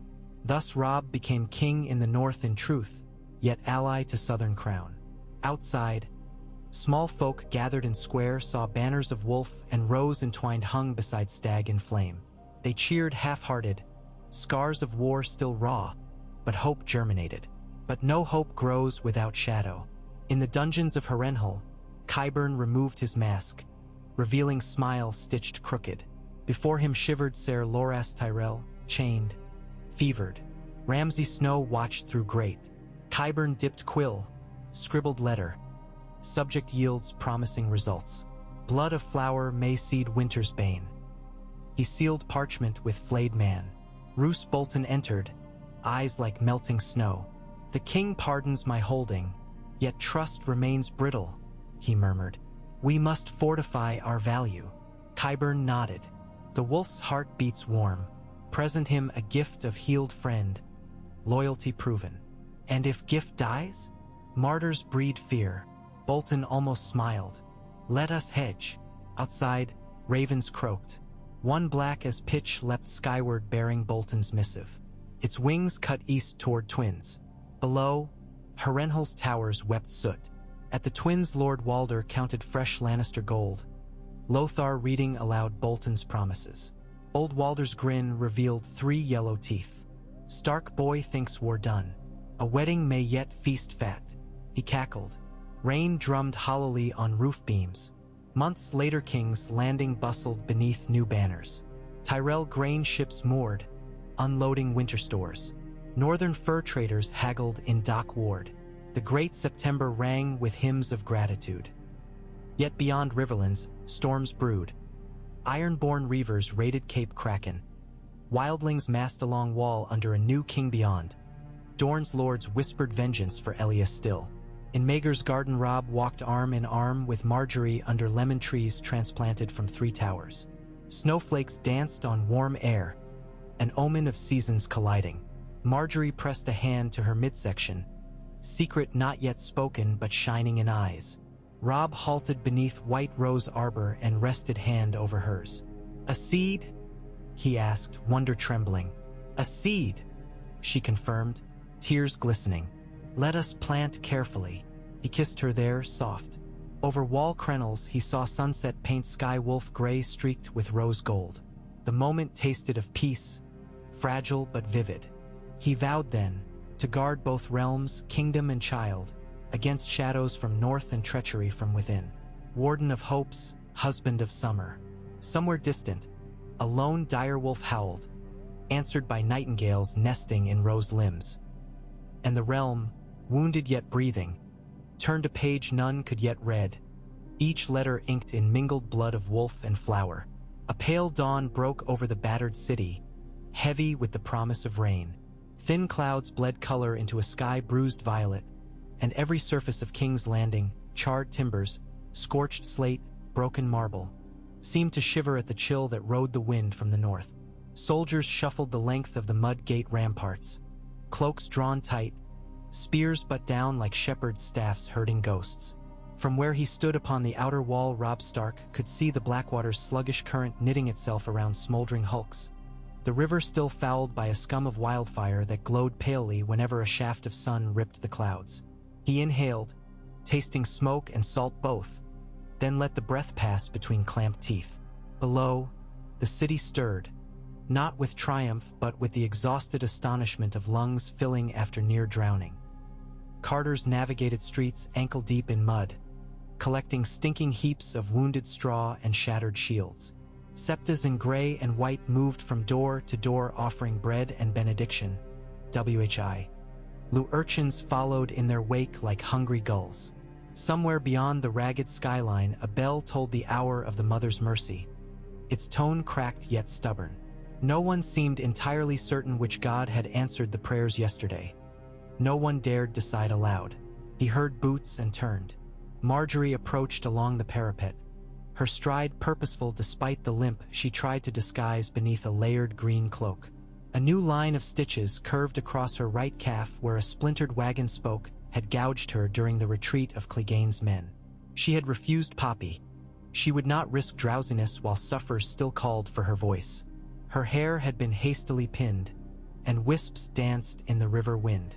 When she drew near, Robb reached for her hand. Their fingers laced in reflex now, as though they had touched thus since first breath. "Lord Davos has convened the council," she said, voice low to spare the listening stones. "They wait in Maegor's hall. The High Septon attends. Lady Olenna promised to arrive once her litter is carried across Flea Bottom," though she muttered that litter was too gentle a word for crossing a midden. Robb managed a small smile. If she reaches the hall with her temper intact, the mother must still be watching. "She is," Margaery answered, "even if the father prefers to avert his eyes."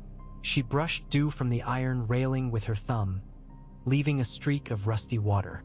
"Have you eaten?" "A heel of bread last night. I found little sleep." "Nor I. I dreamed of roses blooming from cracks in the throne room floor, red as spilled wine. They grew tall, but beneath each blossom a thorn thick as a dagger pierced the stone."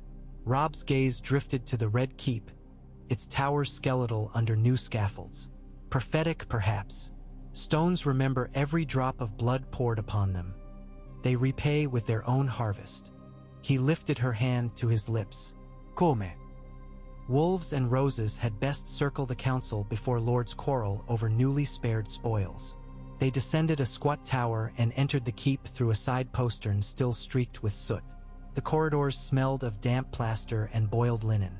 Robb's guards, Galbart Glover and 5 scarred rivermen, paced ahead quietly, swords already nicked from yesterday's work. Every corner of the castle whispered of violent aftershocks. Red pawprints where messenger boys had carried the wounded, splinters driven like nailheads into oak paneling, banners half-charred hanging stiff as burial shrouds. Maegor's hall lay open to the winter air, the shattered windows yet unrepaired. Rays of watery light sliced the great space, illuminating dust motes and, in one place, the thin trickle of rainwater through a rent in the roof. Around a long plank table stood the new rulers of Westeros. Stannis Baratheon faced the entrance, arms crossed. Lines cut deeper alongside his mouth today, but his eyes glowed with grim certainty. Here was a man who had tasted, however briefly, the flavor of destined victory. Beside him, the red woman Melisandre rested one pale hand upon the back of his chair. Her ruby pulsed like the heartbeat of a caged thing. To Stannis's right, Davos Seaworth unfurled scrolls across the boards, lips moving in quiet rehearsal of figures. On the far side sat Tywin Lannister, inscrutable as an iron vault. Dark rings beneath his eyes betrayed a night without rest, but he maintained perfect posture, gloved hands folded atop the pommel of a cane he did not need. Tyrion lounged a seat away, armor replaced by a plain jerkin that still smelled of smoke. He studied a sheaf of parchment notes, quill tapping a twitching rhythm. Opposite him, Catelyn Stark conversed in earnest with Lady Olenna, who had indeed arrived. Mud splashed to her knees, bonnet askew, eyes bright as flint eager for a strike. When Robb and Margaery entered, voices tapered. Davos motioned them to places near the head. Lady Olenna winked at her granddaughter, then lowered herself onto a velvet cushion someone had brought, likely at her own command, sliding a small knife from her sleeve to slice an apple she had produced as though by magic. Stannis spoke first, dispensing with greeting. Ravens confirmed Ser Garland Tyrell reached Maidenpool with grain enough to feed 30,000 mouths a month. That will sustain the city's garrison and a portion of our armies through first snow. Lord Davos's tally of casualties stands at 8,000 dead between our forces, near triple wounded. The Lannisters lost twice what we did. Their dead belong to yesterday. Our council belongs to tomorrow. He looked to Robb. The realm needs roads cleared, fields planted with winter wheat, and levies dismissed before hunger breeds dissent. What say the North? Robb answered evenly. The North has winter stores enough for itself provided rivers trade remains open. My bannermen will carry grain south only if Ironborn raiding ceases. Reports last night speak of Victorian Greyjoy's longships striking the coast of the Stony Shore and Deepwood Motte. If we feed the south, we risk starving home. Tywin's mouth formed a thin line. Your Ironborn problem is heartfelt, your grace, but you address it half a league from sea. Meanwhile, my merchants must refill coffers pillaged for reparations. Trade from the rock, silver, grain, fresh gold, would benefit all. Yet mines cannot reopen while western levies remain mustered. We should agree upon staggered disbandment and safe conduct passes for supply wagons north and south. Lady Olenna rapped her knife against the table. Safe conduct for wagons traveling roads threatened by Ironborn? You suggest sending coins straight into Kraken tentacles. Better to capture a few Salt Kings, pickle them in reach vinegar, and mount barrels at each crossroad. Tyrion raised brow. Delightfully visual, my lady, but a single campaign against the Isles will cost coin we have pledged to rebuild this very city. Catelyn interjected, voice steely. The Isles are a blight upon every shore from Bear Island to Fair Isle. The sooner we prune them, the sooner the realm can heal. My son Theon rots in their claws still. She flashed a look at Robb as if to say forgive but never forget.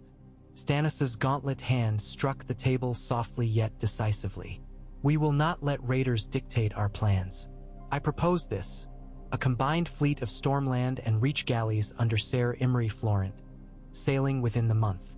Lord Redwine's ships escort Tyrell grain here, then bear soldiers on to Old Wyke to seize priests of their drowned god. Tywin will loan stone throwers and smiths. In return, markets in Lannisport reopen with reduced tariffs on northern furs and river wheat. Tywin's nostrils flared. No Lannister liked to speak of loans rather than gifts. Tyrion observed the interplay, pen scratching. Robb nodded slowly. Winter's mouth yawns. Better we feed it than feed crows. The North accepts the tariffs if the fleet sails within 6 weeks, and Lannisport warehouses supply grain at fixed rates. After a silence, Tywin touched 2 fingers to parchment, signing his assent. Stannis grunted satisfaction. The meeting shifted to civic tasks. Tyrion described sewer collapses that threatened to flood the stews near Pisswater Bend. Davos suggested employing idle men among Stannis's levies to rebuild piping, wages paid in Tyrell flour. Olenna insisted on establishing soup houses along the Street of Flour to quell unrest. Melisandre listened, silent, save once to murmur that the flames see famine if men hoard. Robb witnessed alliances being hammered into final shape not by swords but by quills and coin. He wondered which would hold longer. Outside the hall rain drummed harder, muting the city's clamor. When the council adjourned near midday, Robb and Catelyn stepped into an alcove where shattered stained glass cast shards of colored light upon damp flagstones. His mother's eyes brimmed unshed tears. You spar with kings as if born to it, she whispered. Yet I see the boy who played at war in the Godswood. Her voice broke. She touched his cheek. I fear for you more now that peace flutters near. Robb captured her hand in his. Peace is a delicate thing, mother. It may still shatter, but if fear keeps us from reaching, we remain in chains. It is chains I wish to spare you, she said, then straightened. Walder Frey sends honeyed words layered over fresh insults. If arrows pointed as sharply as his quill, we'd all be hedgehogs. He sighed. I'll not set foot in the Twins until I hold the North secure. Lord Walder may gnash until his teeth crumble. They parted when Tyrion approached, limping lightly. Your Grace, he said to Robb, if you can spare a minute from rescuing the realm, might we speak of Sansa? She remains my lady wife in paper only. Her safety concerns me. Robb stiffened. but Catelyn placed calming fingertips upon his forearm. "Sansa is safe under my watch," she said to the dwarf. "Yet arrangements must be made. She cannot remain parted from her kin indefinitely, nor bound to a man she did not choose." Tyrion nodded solemnly. "I would free her of the tie gladly, but annulment requires a decree of high septon and crown, and my father's consent that dowry be returned. He has little desire to appear further diminished." Robb narrowed his eyes. "If Tywin withholds consent, I'll free her without him." Tyrion lifted hands in peace. "I simply ask to pursue a less dramatic path first. Let me speak with father. Perhaps terms can be struck. He cares for Tommen's future. An alliance with the North may interest him more than claim to my wife." Robb exchanged glance with Catelyn. "Speak your father," he allowed. "But know this. If Sansa suffers a hair's hurt, war returns." Tyrion bowed slightly, relief flickering behind mismatched eyes. "Understood, Your Grace." Afternoon gloom thickened to storm by the time Robb returned to the Tower of the Hand, appropriated from a stunned Tyrion who had surrendered the suite with wry comment about wolves marking territory. Margaery awaited him there, perched on a cushioned bench near a narrow window. Candle flames wavered upon her skin, painting warm tones that offset the pallor of exhaustion. She rose when he entered, but he shook his head. He moved first, drawing her close, arms wrapping around the curve of her shoulders. "I half expected to find you guiding masons," he murmured into her hair. "I left them plans." She tilted back to study his face. "You've not eaten still. Soon. Would you walk?" Rain hammered slate roof tiles overhead, but she smiled. "Farther than ramparts?" He took her hand, leading through twisting stairs to the maiden vault, a space once storied for secret loves. Windows shattered during wildfire blasts had been boarded with planks. Fissures in the roof allowed a steady drizzle to pool upon cracked inlay, but in one corner vines had found root and crept through. Tiny white blossoms had appeared, unfurling stubbornly despite no sun and scant soil. Margaery traced leaf edges. "They'll die if roofmen patch the slate," she said. "We'll transplant them," Robb offered. She nodded, but her mouth pressed thin. "Last night I learned 2 of my healers succumbed to the flux. They treated lion wounds, patched lion boys who begged them to tell mothers they had not shamed their banners. Yet sickness does not choose sides." He drew her toward narrow bench, both sitting as rain pattered through the ruined scars. Wind carried distant clang of hammers and whinny of horses unsettled by thunder. "I fear this truce unravels," she whispered. "Frey's letters, Bolton's silence, Qyburn's dark arts. The mountain is dead, but his shadow roams still." Robb considered. "Our enemies remain, yes. Bolton's raven claims the flux spreads in Harrenhal, yet Maester Vyman suggests wounds from torture worsen the sickness. I wonder whose hand wields the blade and whose cleans the infection. I do not trust Ramsay Snow or his father," she said, fingers knotting his. "We must call them to heal. We will once supply lines steady. For now Harrenhal guards the trident. Pull them out and lions slip north." Lightning flashed, illuminating her face in stark relief. She breathed deep. "If I fall, promise you will not become the bitter man I saw yesterday when Clegane's mace nearly shattered your friend. Promise me." His pulse ticked like a drum inside his skull. "You will not fall. Promise me anyway." He closed eyes, touched forehead to hers, murmured vow. Days passed beneath ceaseless rain. King's Landing's shattered people learned to line in orderly queues before the soup houses. Tyrell grain boiled to porridge-fed blacksmiths' apprentices and crownless knights alike. Davos coordinated harbor clearing, the chain lowered, wrecks dragged to deeper tide by red-hulled galleys. Across the river Stannis erected a modest compound of tents for Stormlander wounded, ignoring Red Keep's offer of royal apartments. Lady Olenna commandeered the small council chamber twice weekly, coaxing agreement from Tywin on tax stipends, from Davos on bread weight, from the High Septon on indulgences to forgive citizens who looted. Her barbed tongue pruned egos like hedges. One morning rumors flew that she had made Melisandre laugh, an omen more fearsome than wildfire to some. In the northmost bailey of the castle, Robb oversaw drilling of mixed cohorts. Karstark pikes beside Crownland bowmen under Lady Lyanna, Reach light horse with Manderley men-at-arms. He insisted on common commands shouted in both Northern Burr and Stormlander Clip. He taught spearmen to fold behind shields at his signal of two-horn blasts, a lesson learned during Clegane's final charge. Every evening he led quiet prayers before a weirwood branch transplanted from a godswood sapling Caitlin had discovered near the Blackwater's headwaters. The small folk came to watch, curious of northerners worshipping silent faces. Margaery sat among them, sometimes singing low to soothe children. Sansa Stark meanwhile roamed the castle gardens. In ruin, yet flowers persisted. She found solace in tending broken stems, remembering Winterfell's glass gardens. One afternoon she encountered Tyrion again near a patch of burnt arbor lilies. He surprised her by apologizing for every slight and offered to relinquish their marriage. He swore to champion her wish before the new council. She eyed him carefully, saw sincerity, and thanked him though her gratitude tasted foreign. But trust built slowly. The idea of freedom flickered like candlelight in wind. Spring seemed to have surrendered early, each dawn colder than last. By the 20th day, hoarfrost rhymed the edges of smashed gargoyles. Crows clustered on rooftops in hunched ranks, croaking warnings to anyone who still believed winter would delay. Raven reports confirmed snows blanketed the neck. The north called. Robb convened his war captains in the map tower. Candles sputtered as drafts wandered through shutter gaps. He spread a fresh parchment inked by Edmure Tully, crude lines marking lordships still loyal, castles half-ruined, rivers crossing. If we linger here, winter closes the King's Road, he began.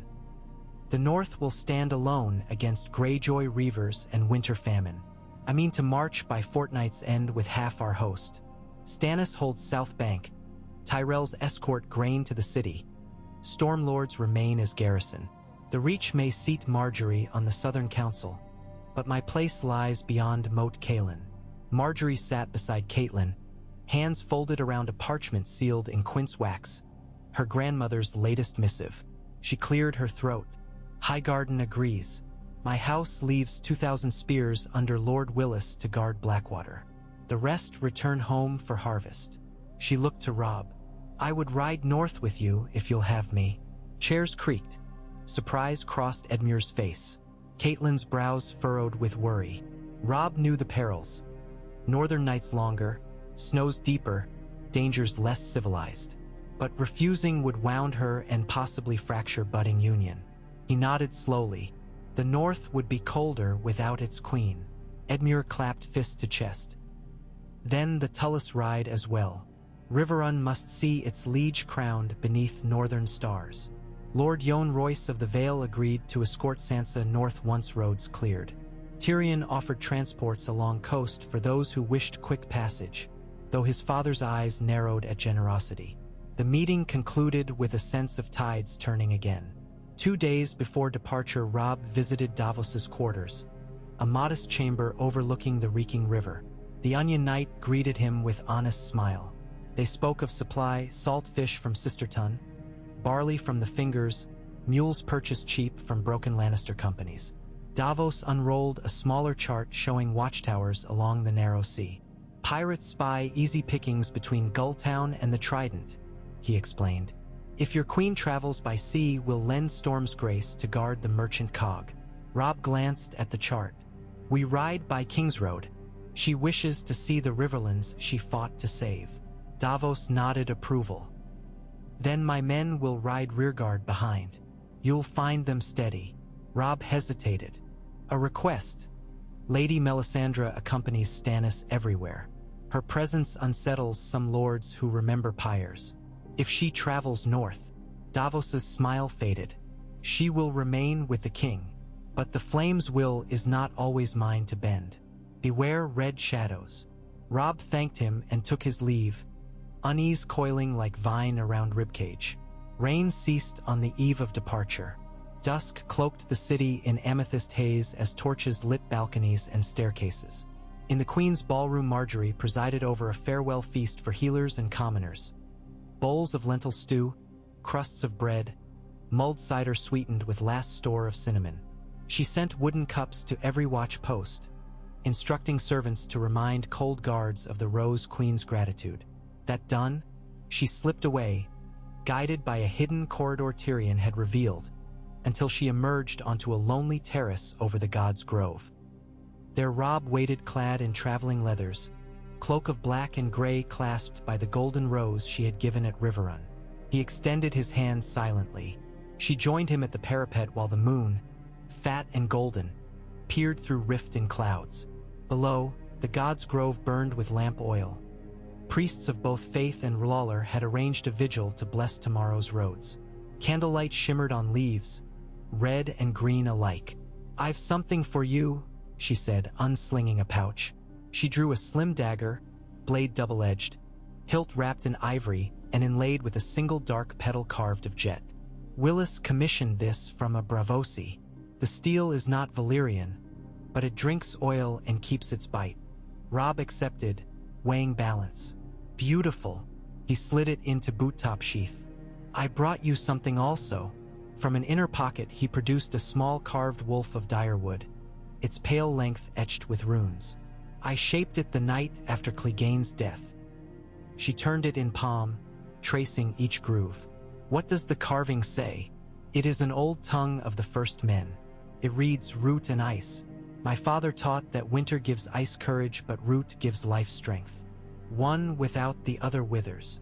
Her eyes, bright with unshed tears, lifted to his. "We will not wither." "No," he answered, and kissed her beneath a sky no longer weeping. They rode at dawn, a procession almost as ragged as triumphant.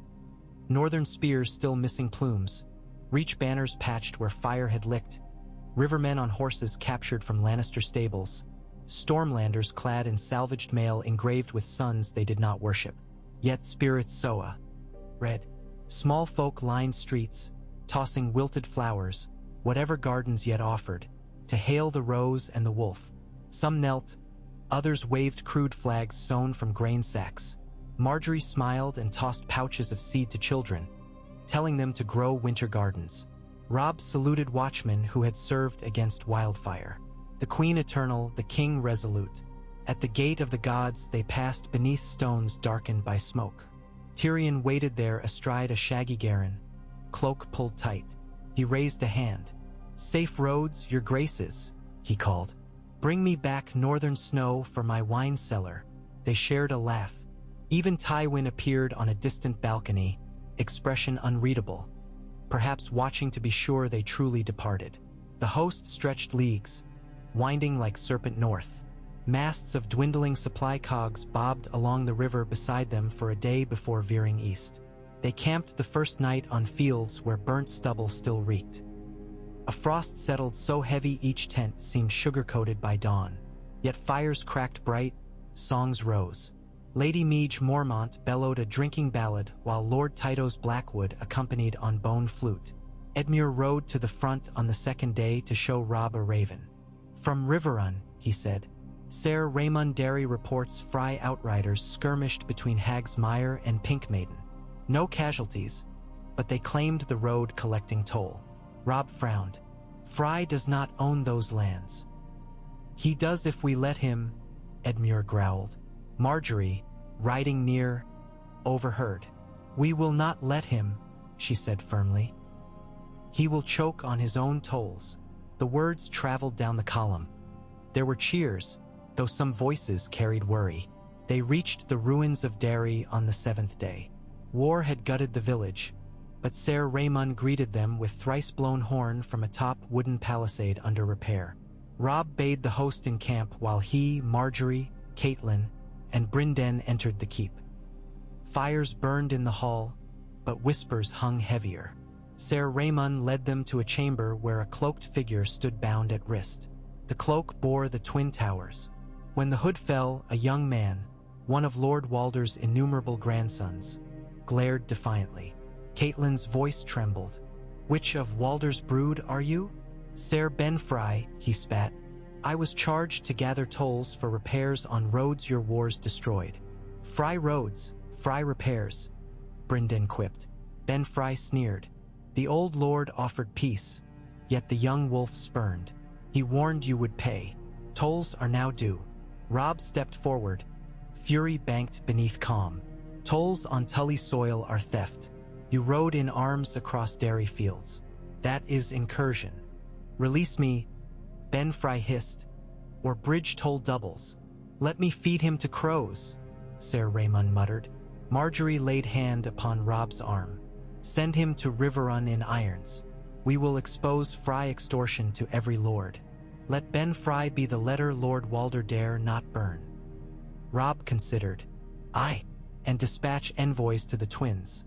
One River Knight, one Reach Knight, one Northern. Offer mediation, if Walder swears to open crossings at fair passage. Brynden frowned. He will swear then scheme. Then we watch, Robb said, looking at his queen. If he schemes against the realm, he schemes against 3 kingdoms, not one. Ser Benfrey's pale lips curled, but iron closed around his wrists, and ravens took flight. Snow fell the night they camped beneath Harrenhal's broken bones. First only a dust, then thick flakes swirling like ashes of a giant pyre. Orange firelight traced ghastly shapes upon ruined walls. Bolton's men lined ramparts, silent as shades, black cloaks blending with shadow. Ramsay Snow stood near the gate wearing a smile slick as new ice. He bowed deep at Queen's approach, eyes lingering where propriety forbade. Robb dismounted. Lord Bolton. Ramsay spread gloved hands. My lord father awaits by hearth. Flux lessened. He brags of Maester's wonders. Inside the hall they found Roose seated in high-back chair, Qyburn nearby holding a silver tray of implements, scalpels, saw, tubes of glass. Behind them a figure propped in chair. Ser Loras Tyrell, though hardly recognizable.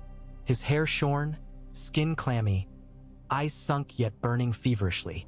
He attempted to stand at Margaery's entrance but faltered. She ran, kneeling, tears springing unbidden. Roose's voice slid through the hall like slow water. Your Grace, we saved him from the Flux's grip. Maester Qyburn's leechings drew black blood. He should regain strength if winter permits. Robb's jaw tightened. You withheld word of his survival. A gift must surprise to delight. Bolton sipped wine. Margaery touched her brother's sunken cheek. Loras, she whispered. Can you speak? His lips parted. Sister. Still bloom, he croaked. Tears escaped his eyes. She kissed his brow. Robb turned on Qyburn. He will ride north when fit. Maester Vyman will attend him, not you. Qyburn inclined his head mildly. As your grace commands, I serve knowledge. Bolton rose, setting goblet aside. My levies winter here. I request additional stores if the north withdraws support. Robb stared. House Bolton holds these lands in my name. You will winter on provisions you've harvested. The Reach and Stormlands feed this fortress once you prove loyalty. Ramsay's eyes gleamed at tension, but Roose's expression never changed. As you wish. Margaery helped Loras sip watered wine. Robb laid a gentle hand on her shoulder, feeling her tremble. Later that night, after Loras settled under furs, Robb and Margaery lay in a small chamber once used by a castellan's clerk. Snow sifted through cracked arrow slit, melting on blanket. She whispered, They did something to him. He lives, Robb said, though dread sat leaden in his stomach. We'll nurse him back. She shook head. He sleeps, and his pulse skips. I am afraid. Robb drew her near. We leave at dawn. Bolton can rot with his secrets. Sleep refused them. They marched north under skies of pewter. At Maidenpool Garland Tyrell's host joined, spirits lifted by reunion of siblings. Loras rode in covered litter, still weak but healing.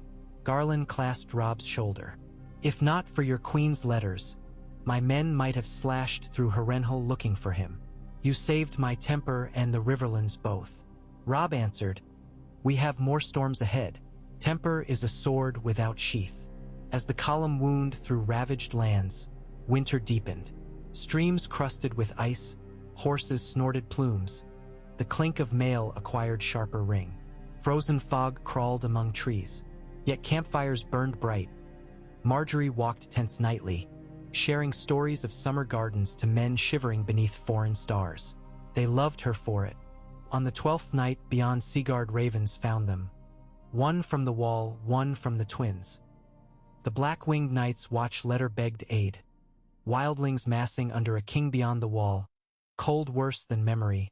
Whites walking. The Fry missive, by contrast, dripped honey. Lord Walder invited king and queen to summer wedding when snows melted, to heal small hurts with warm hearts. Robb read both beside Margaery. Northern cause demanded answer, yet Frey's web glistened with deceit. "We split," she suggested. "Send Edmure and Brynden to the twins with a retinue large enough to deter, small enough to appease. Meanwhile we press north, gather forces, relieve the wall by spring." Robb's jaw worked. "I swore not to divide our strength. A wolf hunts alone as well as in pack," she replied. "But you will not be alone. I ride with you." He considered, then called counsel. Edmure objected but accepted. Brynden promised to keep eyes open. Garland offered 1,000 reach spears to escort. By the time sun rose, decisions carved paths neither Robb nor Margaery fully grasped. As winter's teeth bit deeper, they crossed the neck under sleet-filled twilight. At Moat Caelan banners of bear, elk, and direwolf flapped upon repaired ramparts. Northern cheers shook stone. Robb entered to thunderous acclamation. The air smelled of pine tar and cook fires. Inside wooden hall Lady Meage slammed ale tankard on table, bellowing a toast to Queen, then presented a carved cradle sculpted like howling wolf, oak polished to honey glow. Margaery blushed, surprised. Rumors of her swelling belly had preceded her, though early midwives assured health. She accepted with tearful thanks, placing hand on still flat stomach. Night feasts roared, but Robb soon withdrew to war room where ravens and maesters waited. Reports grim. Deepwood Motte besieged by Ironborn. Carhold grain stores low. And at the wall, Commander Jeor Mormont feared last ranging had lost half its men beyond Frostfangs. But also hope. Winterfell rebuilt skeleton frames under Master Wolkin's oversight. Houses rising from ashes. Larders filling by trade with White Harbor. Margaery joined him late. Snow powdered her cloak, cheeks flushed. "Your land is harsher than tales," she admitted. "Yet it feels honest." She placed sprig of winter rose, pale blue, grown in glasshouse, upon his map. "For root and ice," she said. They shared quiet, then plotted routes. A vanguard north to relieve Deepwood, main army east to White Harbor to sail for Eastwatch. Ravens flew. In distant corridors of the twins, Walder Frey cackled at news carvings. He penned letters, one to Roose Bolton, one to Tywin Lannister. Deals within deals blossomed like nightshade, pretty until bitten. Ramsay Snow received a scroll in turn, lips curling as he traced words. "Skin the wolf's trust. Feast in spring." He closed fist around parchment until edges cut. And in the blackest halls of the citadel, archmesters argued over winter's curve. Some predicted short freeze, others chill unending. Ravens delivered scraps to King's Landing where Tyrion studied by lamplight, quill poised. He had found a new riddle of governance. How to keep peace when hearts never ceased sharpening knives. Beyond the wall, white winds wailed across ice fields, carrying with them a name in a language older than kingdoms. It whispered through crevasses, rattling bones of giants, stirring things that had waited centuries. The name was answered by a blaze of blue fire in sunless eyes. Robb watched dawn rise over the shivering sea from deck of the harbor's Hope, sails taut with northern gusts. Behind him in the cabin Margaery slept curled beneath furs, her hand upon carved wolf cradle. Ahead lay Eastwatch's lonely towers, the wall's sheer white face cutting sky. Beyond, death gathered. He closed eyes briefly, feeling wind slice his cheeks. When he opened them, he felt the pulse of root and ice within his chest. Steady, burning, alive. The wolf had married the rose, and between them grew a stem of fate sharp with thorns, yet bearing a bud that might bloom even in deepest winter. Every breath, every heartbeat would feed that bloom. He vowed he would let no dark beyond night nor darkness within men's hearts snuff its fragile flame. Snowflakes fluttered across the rail. Somewhere in the swirling gray, a horn sounded, one long, mournful note, and the wall loomed nearer, waiting to test the promise of the rose and the wolf. The wind over the shivering sea grew teeth the closer the harbor's hope drew to Eastwatch by the sea. Robb Stark stood at the prow each dawn and dusk, furs whipped flat against mail, studying the wall's distant silhouette, a jagged white cliff carved by storms and the relentless moving hand of time. Mists clung to its crest like the breath of some great beast, and every so often the ice itself seemed to give off a low groan, great and mournful in the hushed hours before sunrise. It put him in mind of Winterfell's godswood on the coldest nights, when the wolf statues would crack with expanding frost and the sound would echo along empty walls. Yet this was colder still, colder than memory, colder than any king of the north had faced in living generations. Margaery joined him when she could, cloak hooded, cheeks pink beneath a crown of escaped curls.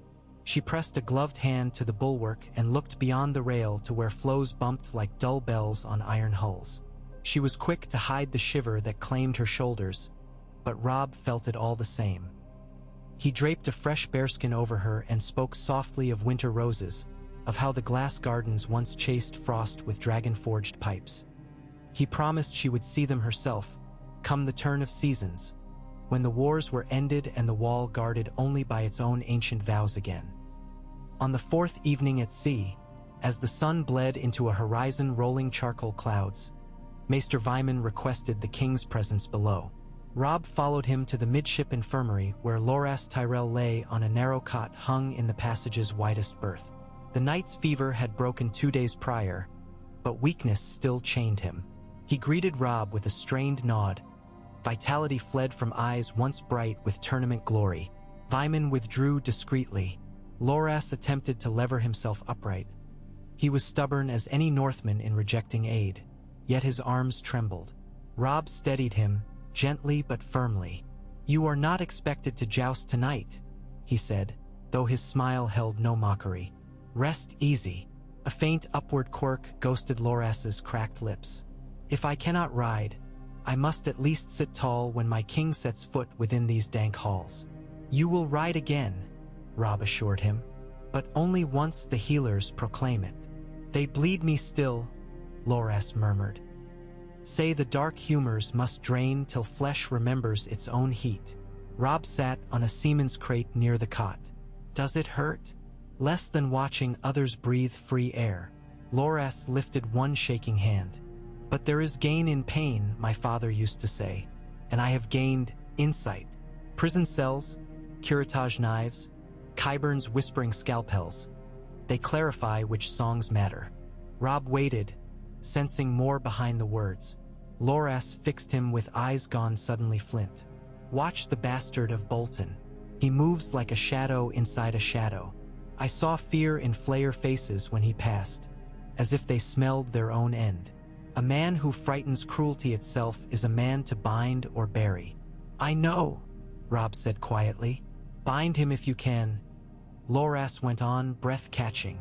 "But bury him soon, for Margaery's sake, for yours." Robb clasped the knight's hand, felt lighter, bones sharp beneath parchment skin. "I will remember," he promised, and willed strength into that grip. "Rest. The sea's calm beyond the cape. Tomorrow you will taste land air again."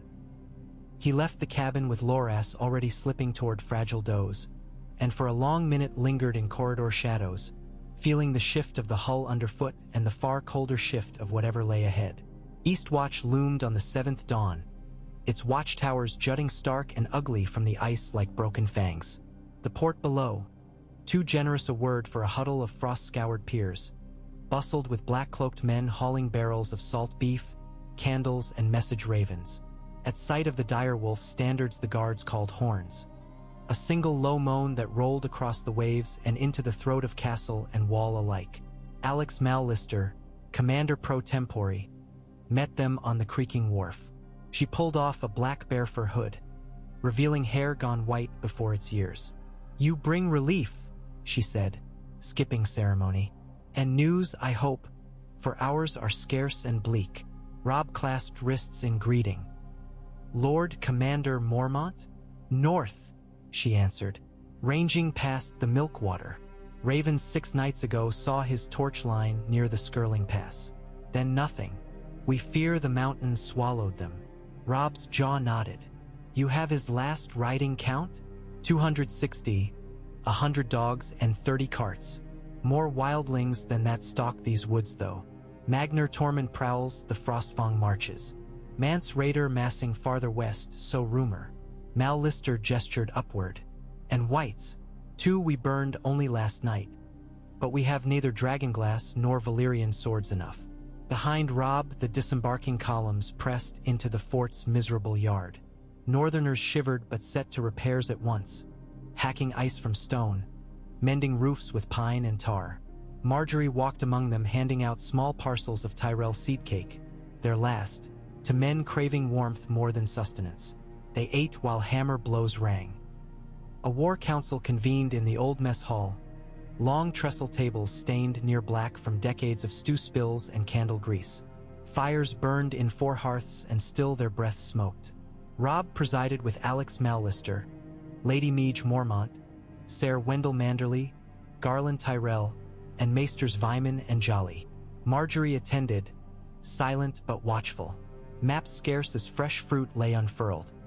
Vellum curls more whole than hide, edges patched where mice had chewed. Yet the marks were clear enough: rivers, cliffs, ice lakes, and the long jagged line where the wall met ancient glacier at the Shadow Tower. The council argued first of resupply. Eastwatch's larders were 3 parts empty. Manderley promised salt cod from White Harbor once seas ice thick enough for sleds. But that was moons away. Garland would send grain north from Blazewater Bay via stout reach cogs hugging the coast, though storms might scatter them. Ultimately, Mal Lister urged a hunting party into the haunted forest. Wolves, elk, even mammoth if they dared. Meage agreed and claimed leadership. Then strategy. The last raven from Mormont spoke of 11 villages east of Mott Pike now sheltering wildlings driven south by something darker than winter. If those tens of thousands reached the wall in force, Eastwatch and Shadow Tower both would fall before Castle Black could ride. But if they were met in the forest passes, break their cohesion, turn them against one another, perhaps the flood could be diverted. Robb listened, eyes narrowed on the map. We cannot win by slaughter alone, he said finally. Not with winter at our backs and fatherless lands starving behind. We need causeways cordoned, false paths seeded. We need alliances among the free folk, chiefs willing to see reason if Raider falls. Mal Lister grunted. We have tried parleys since Eamon's day. They end in arrows. Margaery spoke softly for the first time. Perhaps arrows you shot first? Heads turned. She met them with steady green. If my husband fights north of the world to spare small folk, then we must spare small folk on both sides. Bring chiefs to council under peacefire. Offer them bread instead of blood. The mothers among them will listen. Meage Mormont slammed a fist. Bread for raiders who burned villages from Last River to Grey Glen? My spear gives better bargain. Robb raised a hand before argument ignited. Spears will speak when words fail, but we try words first. I will ride with a small party to the Milkwater to find Mormont's trail. If wildlings parley, I'll hear them. If whites move, we'll strike. No one mistook the risk. Yet when he looked to each captain, he saw grudging nods. Manderley muttered prayers to the 7. Garland laid palm on sword but offered reed trackers. Meage grinned like a bear scented honey. Preparations began at once. Ravens flew south calling for dragonglass from Dragonstone. Stannis still held quarries there. A group of Sisterton fishermen, half pirates by rumor, were hired to fetch crates across the gales. By nightfall, a dozen chores pinned hopes like moths to board. Robb retired late to a tower cell thick with icy drafts. Snow drifted through shutter cracks to settle on floor like scattered parchment. He found Margaery bent over a brazier coaxing flame from scrap wood. She looked up at his entrance, Austen lined fine at eyes corners yet resolution fierce. When do we leave? 2 days, he said. Reed scouts first, then 50 picked men. You remain in Eastwatch. No, she rose. If words are our chosen weapon, let a rose bear them. Free folk will distrust a wolf fewer than a southern blossom. Let them see both roots. She touched swollen belly still slight but present now. And if they believe hope sleeps here, they may spare us all. His protest died. He heard truth in her plea.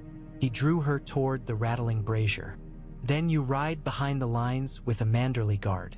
Promise if battle comes, you retreat. I promise so long as retreat remains true to honor.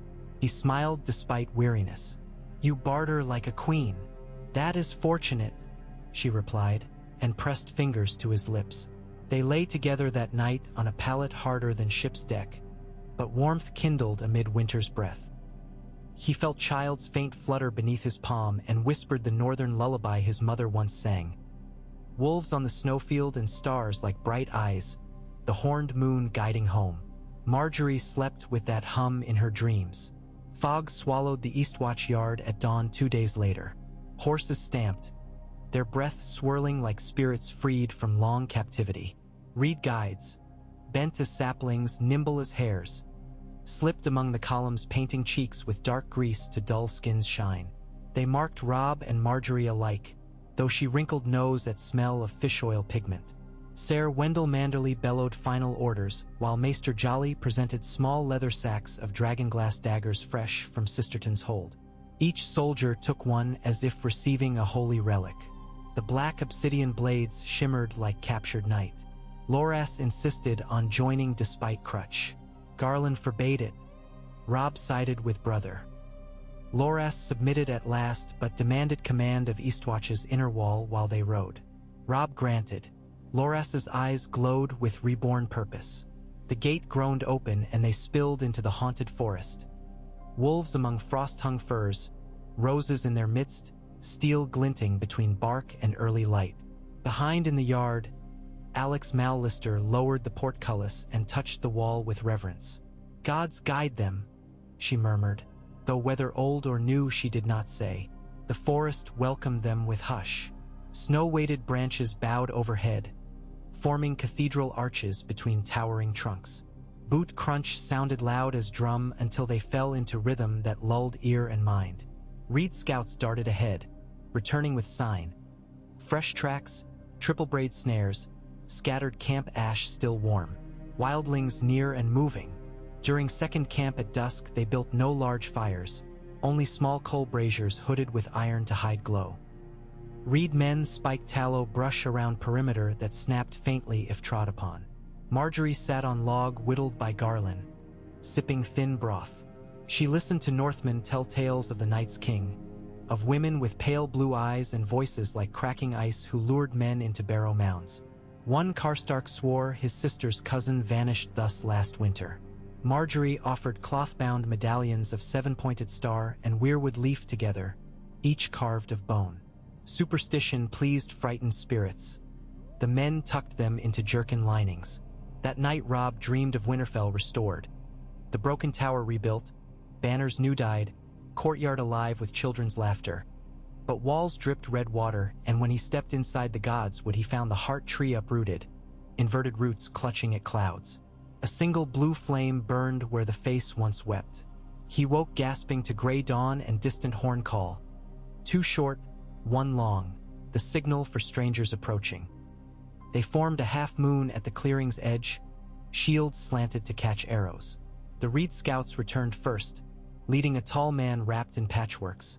Furs of wolf, fox, seal, bits of mail hammered to shoulders. His spear tip shimmered in sun, crudely forged yet wicked. He walked with unhurried confidence, a black-haired woman at his side wearing breastplate over will shift, a child of 5 clutching her leg. More shapes emerged amid the trees behind them, 30 maybe, but kept distance. The tall man stopped 10 paces out. His voice, when it came, rolled like mountain stream. I am Hara then of the free folk. I seek parley with Crow King and his rose. Robb stepped forward, Margaery half a step behind. I am Robb Stark, king in the north. There is no Crow King, but the Night's Watch stands my ally. Speak your peace. Hara's hawkish eyes swept ranks. Dead ride behind us, ice whites more than stars on Winter River. They swept 2 villages last moon, leaving only bones that rose again by dawn. They follow the horn of night. We smelled it blown thrice somewhere east, maybe in fist of first men. Now Mance Raider rallies tribes to breach your wall, not to conquer, but flee. Some chiefs hunger for Southland plunder, but most hunger to live. He pointed spear shaft to Margaery's belly. You carry new seed. Will you bury it in ice or find soil? Margaery touched swelling womb. I mean to see this child walk summer meadows, she answered, voice clear. Summer may begin beneath the wall if we share fields. Hara nodded slow, as if testing measure of words. We will talk. My hearth waits 3 ridges east where steam rises from Motherstone. Tormund meets there by dusk, so does Varamir paying oaths to Mance. We vouch safe pass. He spread empty hands. Robb considered. Adjacent captains bristled, but Garland Tyrell gave minute nod. Meege Mormont growled but held. Robb sheathed sword. We accept guest right in your hall, but if harm befalls the rose, ice itself will answer. He signaled recall. Hara and his retinue melted back between snow-heavy branches. They reached the hot springs valley by twilight. Steam twined around spruce like pale serpents, masking shapes until they blurred with drifting illusions. Within the mist rose skin tents, bonfires burning blue with mineral salts. Hundreds of wildlings ringed the largest spring, most armed with scavenged swords, axes of stone and bronze, spears tipped by jagged glass. Some wore helms made from broken antlers, others skulls of dire wolves bleached and painted. Robb's party advanced beneath a white banner of cloth torn from healer linen, dipped in chalk dust. Reed scouts kept to edges, eyes everywhere. Spurs jangled. Garland's horse snorted. Mance Raider awaited by the spring's mouth, cloak of spiral feather patches swirling. Tormund Giantsbane stood near, red beard rimed white at frost tips, grin wide as an indoor. A slim figure wrapped in sealskin, Varamir Sixskins, crouched beside a white wolf larger than any hound save Ghost. 3 other beasts, direwolf gaunt, shadowcat hissing, great brown bear, lurked behind. Mance lifted hand, reached for a horn from his belt. Pale polished bone longer than man's arm, etched ancient runes. He held it for them to see. I blow this once, the wall cracks, so the old tales claim. I blew it never, yet ice whites come all the same. Crow King, Rose Queen, hear this. Let us pass south, share fields and daughters and sons, or I blow again and curse the lot. Robb felt every sword shift. He stepped into steam until sweat beaded brow. Lore lies within those bones, but tales rarely speak true. You could blow 100 times and winter would still claim you. Yet war between us ends with us both dead while others gain. I offer lands between Fever River and Silverpine. Live there under your own chiefs. Pay tithes to Night's Watch, food, fur, men at need. Raise timber towns along the gift to strengthen wall. In return, we open the gates at Queen's Crown, guide your people under guard, share seed grain for planting. The South is wide, but we hold it under law. Break that, and terms break with it. Wildling murmurs rose, half outrage, half intrigue. Mance rotated the horn in fingers.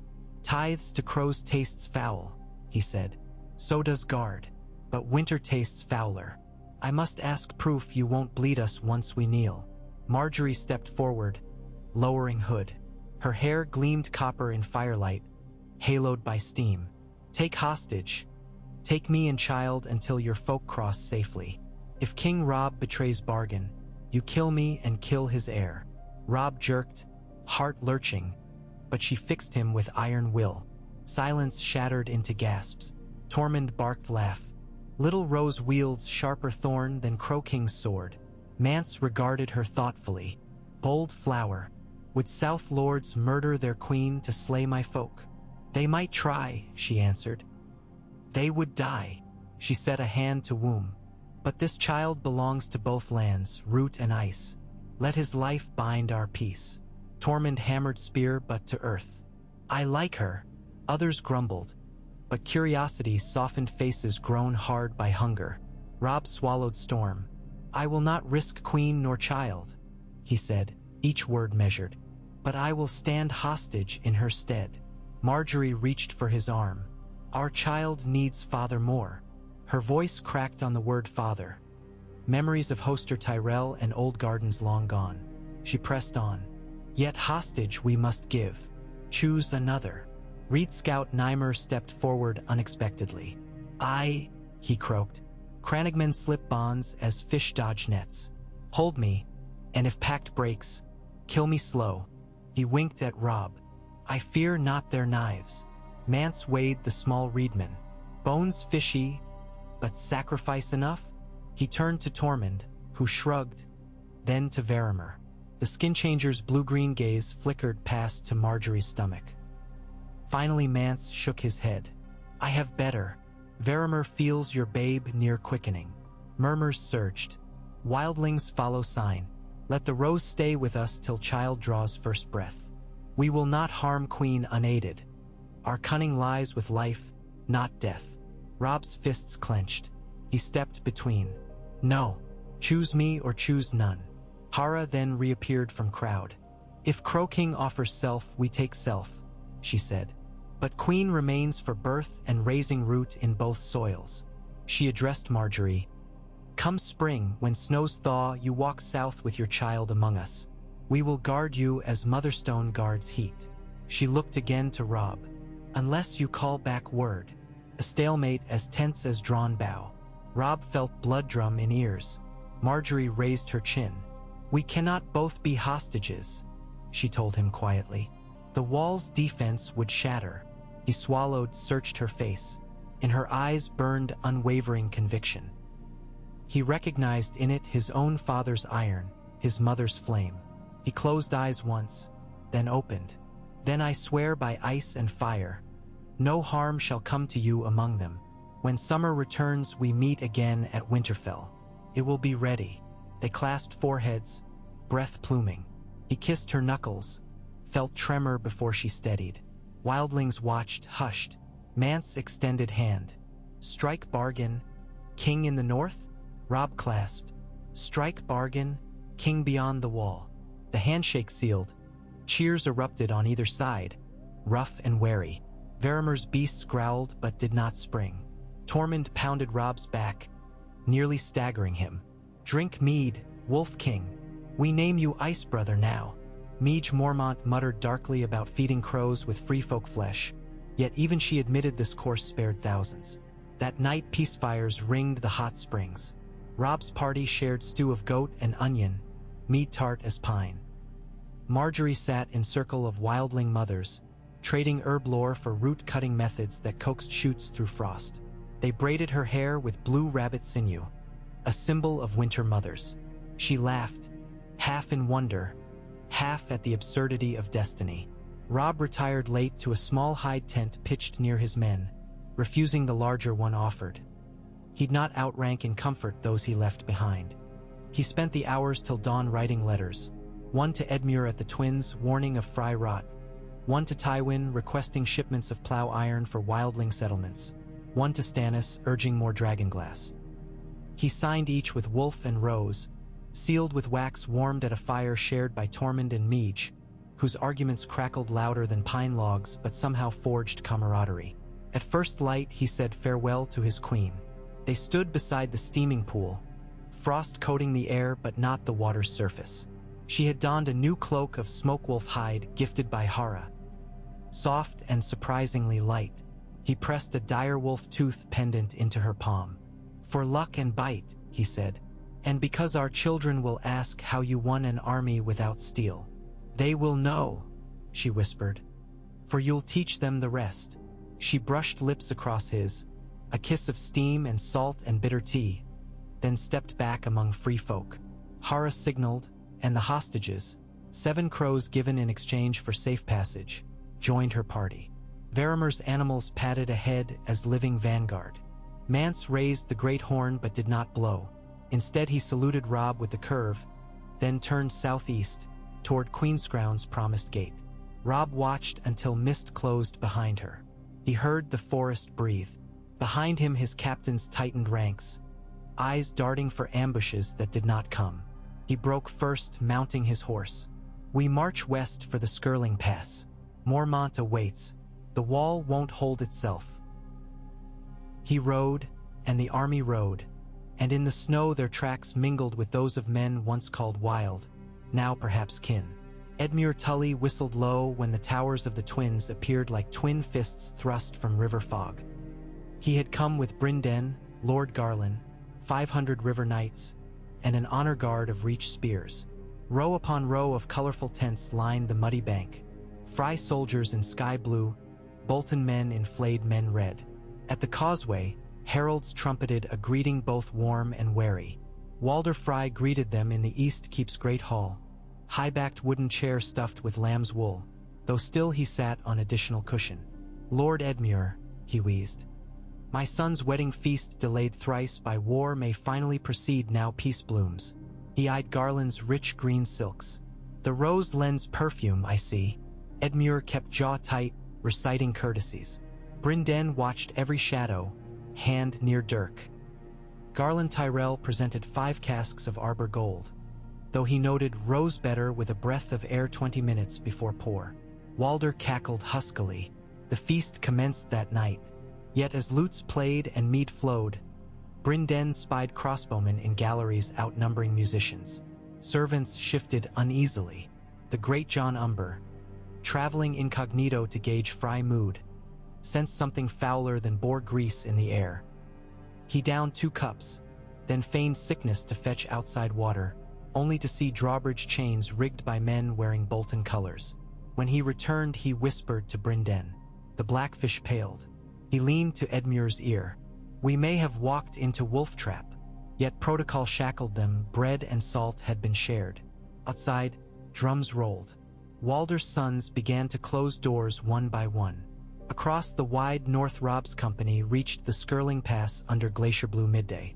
The path wound between ice cliffs where dark cracks hissed as warmer air met ancient cold. They found traces of Jeor Mormont's camp. Burnt fires stacked with stones to obscure glow, marks of heavy wagons, but few bodies. Then Reed scouts found tracks heading upward toward a narrow saddle where avalanche had swept aside trees. They found shredded gray cloaks frozen in drift. Night fell. Lanterns painted long tongues of light onto snow-clad stone. A distant cry echoed, high and alien, not wolf nor eagle. The men tightened cloaks. Sudden horns sounded south of camp. East watch signal. 2 long, 1 short. Not whites. Men approaching. Robb ordered watch. Figures emerged. 60 knights watched survivors. Haggard, eyes sunken, Jeor Mormont at front, wrapped in torn bare fur. He staggered but held dignity still. They met at fireside. Mormont's voice cracked. "Lost half my lads. Whites every night, giants throwing snow boulders, and worse, pale spiders big as hounds. We burned the dead each camp." Still they rose. His grip on Robb's forearm shook. "The others march, lad, not myth." I saw eyes bluer than glacier hearts, cold shadows with armor like moonlight on steel. Robb felt the camp's fires dim though logs still bright. He turned to his captains. "We send ravens to every lord south. Gather dragonglass, forge Valyrian edges, teach your children fire and steel. Winter has come free of season." He sat beside Jeor after and asked for every scrap of detail. Where the whites assembled, how they moved, what broke them. Jeor spoke of fire, of bright obsidian arrowheads, of a sword that gleamed red in another's hand briefly before shattering. Robb took notes. In dawn half-light he addressed his men. Breath plumed white. "We ride for Castle Black, fortify. Then we carve trenches of fire across every path these things may cross. We defend the realm, south and wildling new lands alike. We are the shield that guards the realms of men." They cheered, though fear glittered behind pride. Together they marched, forging a path along the wall, each footstep an oath. Beyond wall gates, Mance's people made camp in the gift. Some stewards of the watch balked but obeyed new decree. Margaery set busy. Midwives enlisted, winter gardens mapped near hot springs leak rising south of Queen's Crown. She wrote letters nightly to Robb, though ravens scarce. She told stories to free folk children, bartered Tyrell seeds for bone-carved toys. In time, even Verimer's wolf let her stroke its scarred ear. She felt child kick on a starless midnight and whispered to the barren snow, "Your father fights cold away so you may know summer." She could not know he stood that very night atop the wall at Castle Black, staring north to aurora-laced sky, feeling same kick through memory. But hearts know across distance even when ravens cannot fly. At King's Landing, Tyrion read tales of the pact in guarded letters. He felt hope and dread equally. He convinced Davos to triple wildfire vault inspections. Tywin considered proposals to supply plows to wildling farmers. War by coin disguised as charity. Olenna arranged for shipments of reach wool to be traded for mammoth pelts. The realm turned, gears grinding but still whole. Yet in the maw of the twins, crossbow strings tightened. Walder Frey's teeth clicked like dice in cup. Bolton's red flares moved unseen. A bard played a mournful tune of wolf and rose, and thunder rumbled though no storm brewed. Fate gathered as snow on distant peaks. Robb reached Castle Black in driving sleet. Its courtyards overflowed. Night's Watch survivors, Northmen, wildling envoys. He climbed steps to the icy parapet. From that height the world unfurled. Gray wastes north, dark forests south, the ribbon of Kingsroad snaking beyond ridges. In east a faint dawn bruised horizon, but west glimmered only void. He felt burden and wonder in equal measure. He drew steel and pressed edge against palm until blood beaded. He let drops fall onto ice where they hissed softly, swallowed by deeper cold. "I bleed today," he murmured. "So our children will not bleed alone tomorrow." Behind him torches flared and horns called work parties to haul tar, dung, brush, anything that might burn. When he finally slept, curled in a cell overlooking frost-choked world, he dreamed. Margaery walking across a summer field carpeted in winter roses, child toddling beside, the wall distant but silent. The dream blurred as dreams do, but the warmth of it stayed. In the twins, wine-soaked laughter erupted as Ben Fry F. Rei toastid absent kins. Then the music changed, doors slammed, screams began. But that tale still waited like an arrow knocked at the bowstring of tomorrow. And in the far north, beyond even the maps of free folk, a tall figure in armor glassy as midnight paused atop a rise. It raised one frozen hand. Blue fire rippled across a million dead eyes, and snow began to fall heavier, thicker, blotting the faint sunrise like ash. The dead marched, silent yet thunderous, toward life and heat and blood, toward walls of stone and hearts of flesh, toward a tale not yet resolved, of wolves, roses, thorns, and ice thick enough to swallow empires. The world held a final breath, balanced on edge of steel and vow, waiting for that breath to break. Robb Stark rose before the dawn, leaving the comfort of the wall's narrow cell and stepping into the snarl of a blizzard that howled across Castle Black's courtyard. Snow blew sideways in blinding sheets, twisting his cloak into a frayed banner. Even bundled in direwolf fur and boiled leathers, the wind speared him with needles of cold sharp enough to sting bone. Ice crusted the black stones beneath his boots, and every breath crystallized to frost on his beard. Yet Robb felt the air alive with purpose, as if the wall itself, vast and brooding to the west, held its breath, waiting for the next verse in an ancient song. He crossed the yard, boots crunching loud in the gloom, and climbed the wooden steps of the north battlement. Below him, lanterns swung in the frozen gale, casting orange halos onto shivering Pike's Knights, Watch Brothers, and northern levies alike labored at trenches beyond the gate, lining them with tar-soaked timber. Another crew dragged carts of pitch to douse the barricades. Sparks jumped when axes struck iron. The wind scattered them like dying stars. Somewhere a horn sounded 3 quick notes, confirmation that the East Patrol returned safe. Castle Black's heart still beat. Jon Snow waited at the parapet, black cloak snapping, Ghost seated at his side like a statue of moonlit snow. Jon's dark hair was dusted white. His eyes, ice-rimmed, watched the ghostly horizon without blinking. He turned when Robb approached, and even the ghost of a smile warmed his frostbitten features. "The wind could flay a man clean," Robb said. "Colder than Craster's welcome," Jon agreed. He extended a gloved hand. The brothers clasped wrists, a bond forged in childhood and reforged in war. Rangers at the Shadow Tower report fires in the Frostfangs 2 nights running. They think Raiders' new camps are forming farther west. Good. Robb rested palms on ice-slick railing, peering into murky dawn. Mance moves through the gift as promised. But the dead march, too. He recounted Jeor Mormont's tale of pale spiders and shattered firesteel. "We must ready every soul within 50 leagues. Jon's gaze grew fierce. "I have a plan, dangerous, but it may buy time. If we can lure the others onto the frozen lake south of Skirling Pass, we can shatter the ice." Dragonglass mines planted beneath. Robb cut him off with a raised hand. "We'll test the ice first. We can't gamble, men, we can't afford to lose." He turned, scanning the yard. Maester Vyman directing supplies toward the armory. Meej Mormont drilling shield wall maneuvers near the gate. Reed scouts wrapped in wolf pelts descending rope ladders to survey the frozen ground outside the palisade. "This fight will be different from any we've known. Steel alone won't hold." Jon lifted a dragonglass dagger from his belt. Black and glossy, a captured night sky. Fire and obsidian will. He paused, jaw set. "How fares the queen?" Robb's chest tightened at the question. "Safe, I hope. Raven flew from Queen's Crown 3 nights past. Margaery wrote that she settled 300 tents near the hot springs and started planting frost cabbage under leather domes. She even convinced Tormund to clear timber for new watchposts."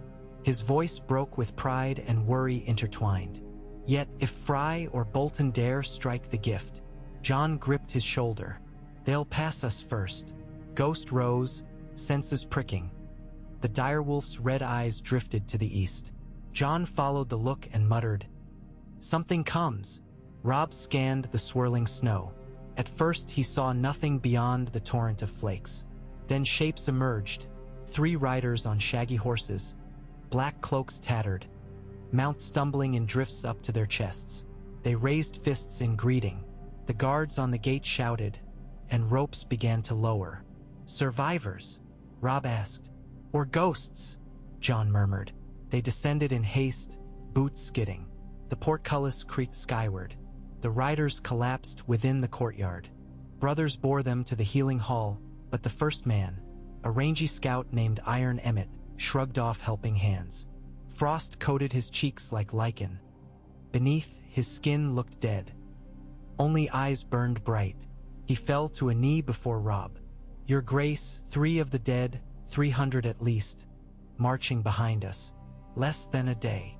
Energy flooded the yard. Orders cracked like whips. Horns sounded rally. Robb lifted Emmett's arm. "Get him warmth," he commanded, and guards rushed to obey. He spun to the makeshift command scaffold where banners of direwolf, bear, trout, and Night's Watch flapped frozen. A crowd of officers assembled. Meej Mormont, Wendell Manderly, Alex Mallister, Jeor Mormont. His bandaged face leached pale but resolute, and Lord Commander Samwell Tarly, cloaked in Maester Grey. Even the lean Reed twins, Mira and Jojen, appeared, ghost-like, from the blowing snow. Robb addressed them loud enough to beat the wind. "The enemy comes before dusk. We hold the wall, but if their numbers breach the switchback stairs or south gate, we fall. We have 2 choices. Wait behind ice and timber, or meet them on the field where our fires hold advantage." Meej growled. "We smash them outside. Briar trenches burn better than walls." Jeor nodded. "Take the fight to them, but we can't sacrifice height without flank guard." Alex Mallister stabbed her gauntlet northward. "We anchor shield wall between the iced lakes east and west. Dig fire pits beneath thin ice. Collapse the dead through once their weight presses. Rangers on skis can flank and set blaze." Samwell cleared his throat. "We still face the others, not only whites. Dragonglass must be in every hand." Manderly hefted a crate. "We have 200 obsidian pikes, 300 daggers, and near 50 arrows tipped. More under Fletcher's knives." Robb's heart hammered. Then we march now. Meej, Alex, John, you lead the forward line. Manderley holds the switchback with archers. Gior and I command reserves at ridge behind. He met each stair. If the White Walkers appear, burn the ground before them. No second line of retreat. We stand or the North dies. They scattered. Bells pealed above, summoning every able body. Squires handed Robb his helm. A snarling direwolf of gray steel, eyes inlaid with smoky quartz. He fitted it, feeling its weight ground him. Ghost and Grey Wind both joined at the gate, two spectral shapes, one white, one gray. They trotted shoulder to shoulder, eerie harmony.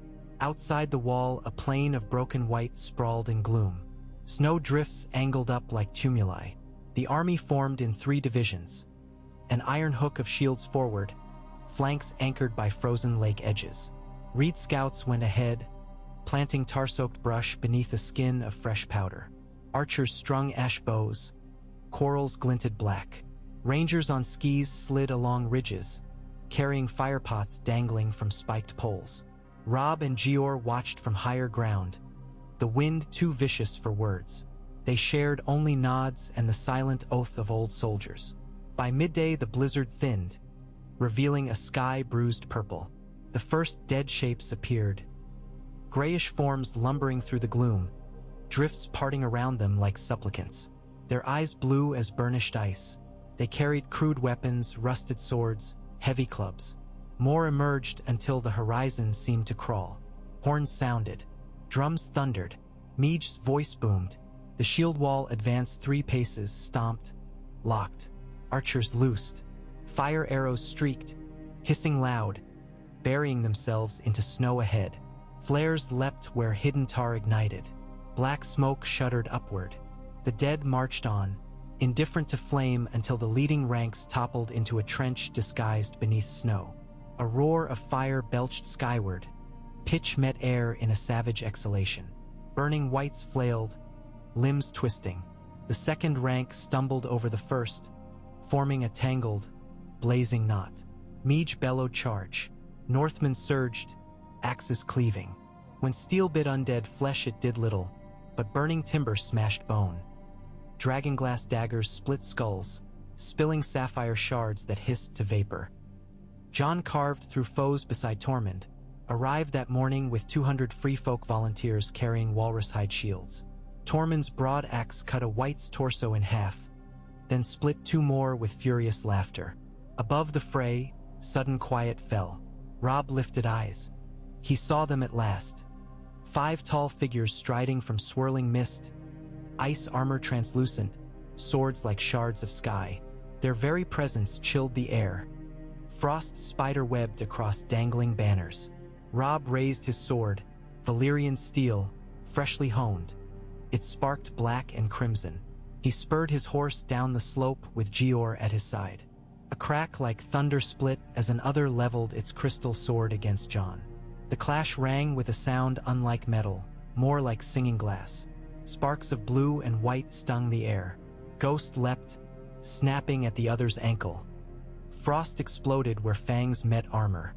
The other kicked, sending the direwolf tumbling, but John stepped in with second blade, dragonglass dagger from Samwell. He plunged into the other's armpit. The crystal cracked, and the creature shattered in a rain of glittering shards. The remaining others screeched. A cold wind burst outward, snuffing flames along the left flank. Darkness rippled. Whites redoubled, pressing forward. Meej's shield wall bowed, splintering at one edge. Robb drove into the breach. Grey Wind hurled himself upon an advancing white pack, crushing skulls beneath iron-hard jaws. Robb leaned from saddle, Valyrian blade howling a low song as it severed arms and necks. The cold bit his cheeks, but he fought as in summer, movements honed, reflex practiced. Gior Mormont smashed into another bearclaw hammer meeting ice steel. The old ranger cursed when his weapon snapped. He rolled away as the crystal sword cleaved air. Robb wheeled, leaping from saddle to intercept. His sword met the other's blade in a flash bright as sunrise, twin notes echoing across the field. The frost demon's eyes glowed like morning stars. They traded blows. Robb's arms numbed from shock, but fury warmed his core. He recalled Loras's warning of Ramsay, recalled Frey's treachery brewing, remembered Margaery alone among free folk. Every strike carried vow to see them safe. The other thrust low. Robb parried, pivoted, drove point beneath the creature's breastplate glacier. Steel rasped through frozen heart. The other screamed soundless, then exploded in a storm of ice dust. Robb staggered through glittering shards, breath ragged, limbs trembling with cold. Jon and Tormund felled another. Reed javelins tipped in dragonglass ended a fourth. The last other fled, a blur across snow. Rangers skied after, but it vanished into blizzard. With leaders slain, the whites stuttered. Some collapsed outright. Others continued mindless but lost formation. Tar trenches burned unchecked, licking up undead ranks. Meage's shield wall reformed, pressing. When Robb raised his sword, horns sounded victory long and loud. Flames devoured the battlefield. Night fell on a wasteland of charred bone and ember. Survivors dragged corpses to brine pits dug near the wall base, burying them beneath rock salt and lime. Samwell oversaw the pyres, ensuring no corpse remained unburned. Jon moved among wounded, binding gashes, whispering comfort. Ghost limped but breathed. Gray wind lapped water near his master, muzzle black with ash. Robb found Jeor Mormont at the bridge parapet, staring east. "How many lost?" Robb asked. 200 of ours, near 1,000 of the wildlings that followed Tormund, Jeor rasped. Pire spoon till dawn. "But we held," Robb said. "Aye, this time." The old bear glanced skyward. "They'll come again, more and deadlier." They wakened when mankind forgot to fear winter's heart. Robb rested gloved hand on frost-slick stone. "Then we teach the realm to remember." They stood in silence till aurora flared across black sky, a wash of green and violet shifting like silk banners caught in slow wind. The light glimmered on rising smoke, on broken swords, on the faces of men who had stared into death and breathed still. It painted the wall with otherworldly glow, momentarily turning the ice alive. The next dawn Robb wrote a letter to Stannis Baratheon and Queen Regent Catelyn in Winterfell, recounting their victory and pleading for more dragonglass, more smiths capable of reforging Valyrian steel. He dispatched ravens south and east, urging every lord to send obsidian, pitch seasoned archers. He wrote Margaery last, telling her of the battle, of Jon's valor, of Child's memory guiding his blade. He sealed the parchment with wax pressed by joined sigils, Direwolf and Rose. 3 days later, while fires still smoldered within char pits, a raven arrived from the twins. Bryndon's desperate script told of crossbows turned on guests, of Walder Frey's betrayal, of rivers running red in a hall where salt and bread had meant nothing. It named the dead. Edmure captured, Garland wounded, dozens of river lords slain. It named the traitor, Roose Bolton, who stabbed Brynden through the side then vanished into night. Robb read the words beneath a sky heavy with storm. Snow began to fall thick, burying fresh graves.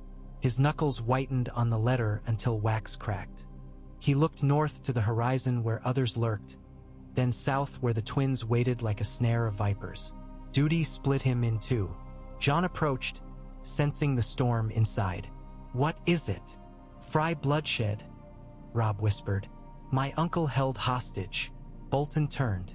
"Mother's kin slaughtered." He closed eyes. "I must go south." Jon shook his head. "Leave now and winter floods your back. The wall cannot spare its king." "My mother, my queen," Robb said, voice hoarse. "Your mother would tell you the realm needs you more than vengeance," Jon countered. "And Margaery's fire still burns at Queen's Crown. Tormund's scouts guard her. Bolton and Fry will keep their blades for softer targets until spring." He placed a gloved hand on Robb's shoulder. "Hold here. Finish what winter started. Summer will judge traitors." Robb's breath left him in a cloud. He looked to the wall, immense, unyielding, then to snow swirling about ghostly forms of men at arms, their faces lined with both dread and hope. He carried not only the north but the living world. Bolton's betrayal burned like acid. Yet if he abandoned the wall, every grave dug today would multiply by 10,000. He shoved the letter into his cloak, spine iron straight. We defend the wall. When the first crocus pushes through spring snow, we march for the twins. His voice cut the wind. And Bolton learns wolves do not forget. That night, Robb met with Gior, Samwell, Meege, Lane Manderley, and the Reed twins. They drafted new fortifications. Ice caves filled with pitch, sunken pits baited with fires to lure the undead, watch beacons stretching from Eastwatch to the Shadow Tower. Maester Vyman calculated obsidian reserves, dispatching a fleet of ravens to Stannis' new mines.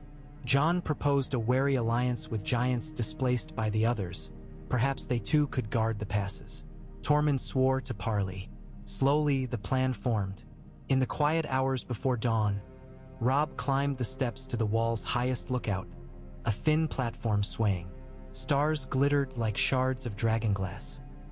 He thought of days in Winterfell's courtyard sparring Jon with wooden swords, a father's hand on his shoulder the first time he loosed an arrow, of Bran laughing in boughs above.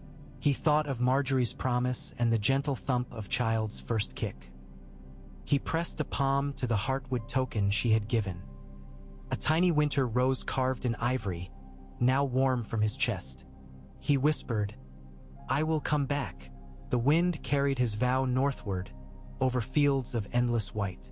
Far below, the wall groaned, a sound deep and old as the world, yet firm. It seemed to answer Robb in its own slow tongue of ice and time. Stand. Stand until the sun returns. He drew his cloak tighter. Dawn lit the east with a pale flame, and the king in the north watched it rise, unblinking, while snowflakes drifted around him like silent petals from a winter rose, each one a promise that spring, though distant, would come. The battle for life's last warmth had only begun. But the wolf and the rose endured, roots entwined beneath frost, buds closed tight against the storm, waiting for the day they would unfurl beneath a kinder sky.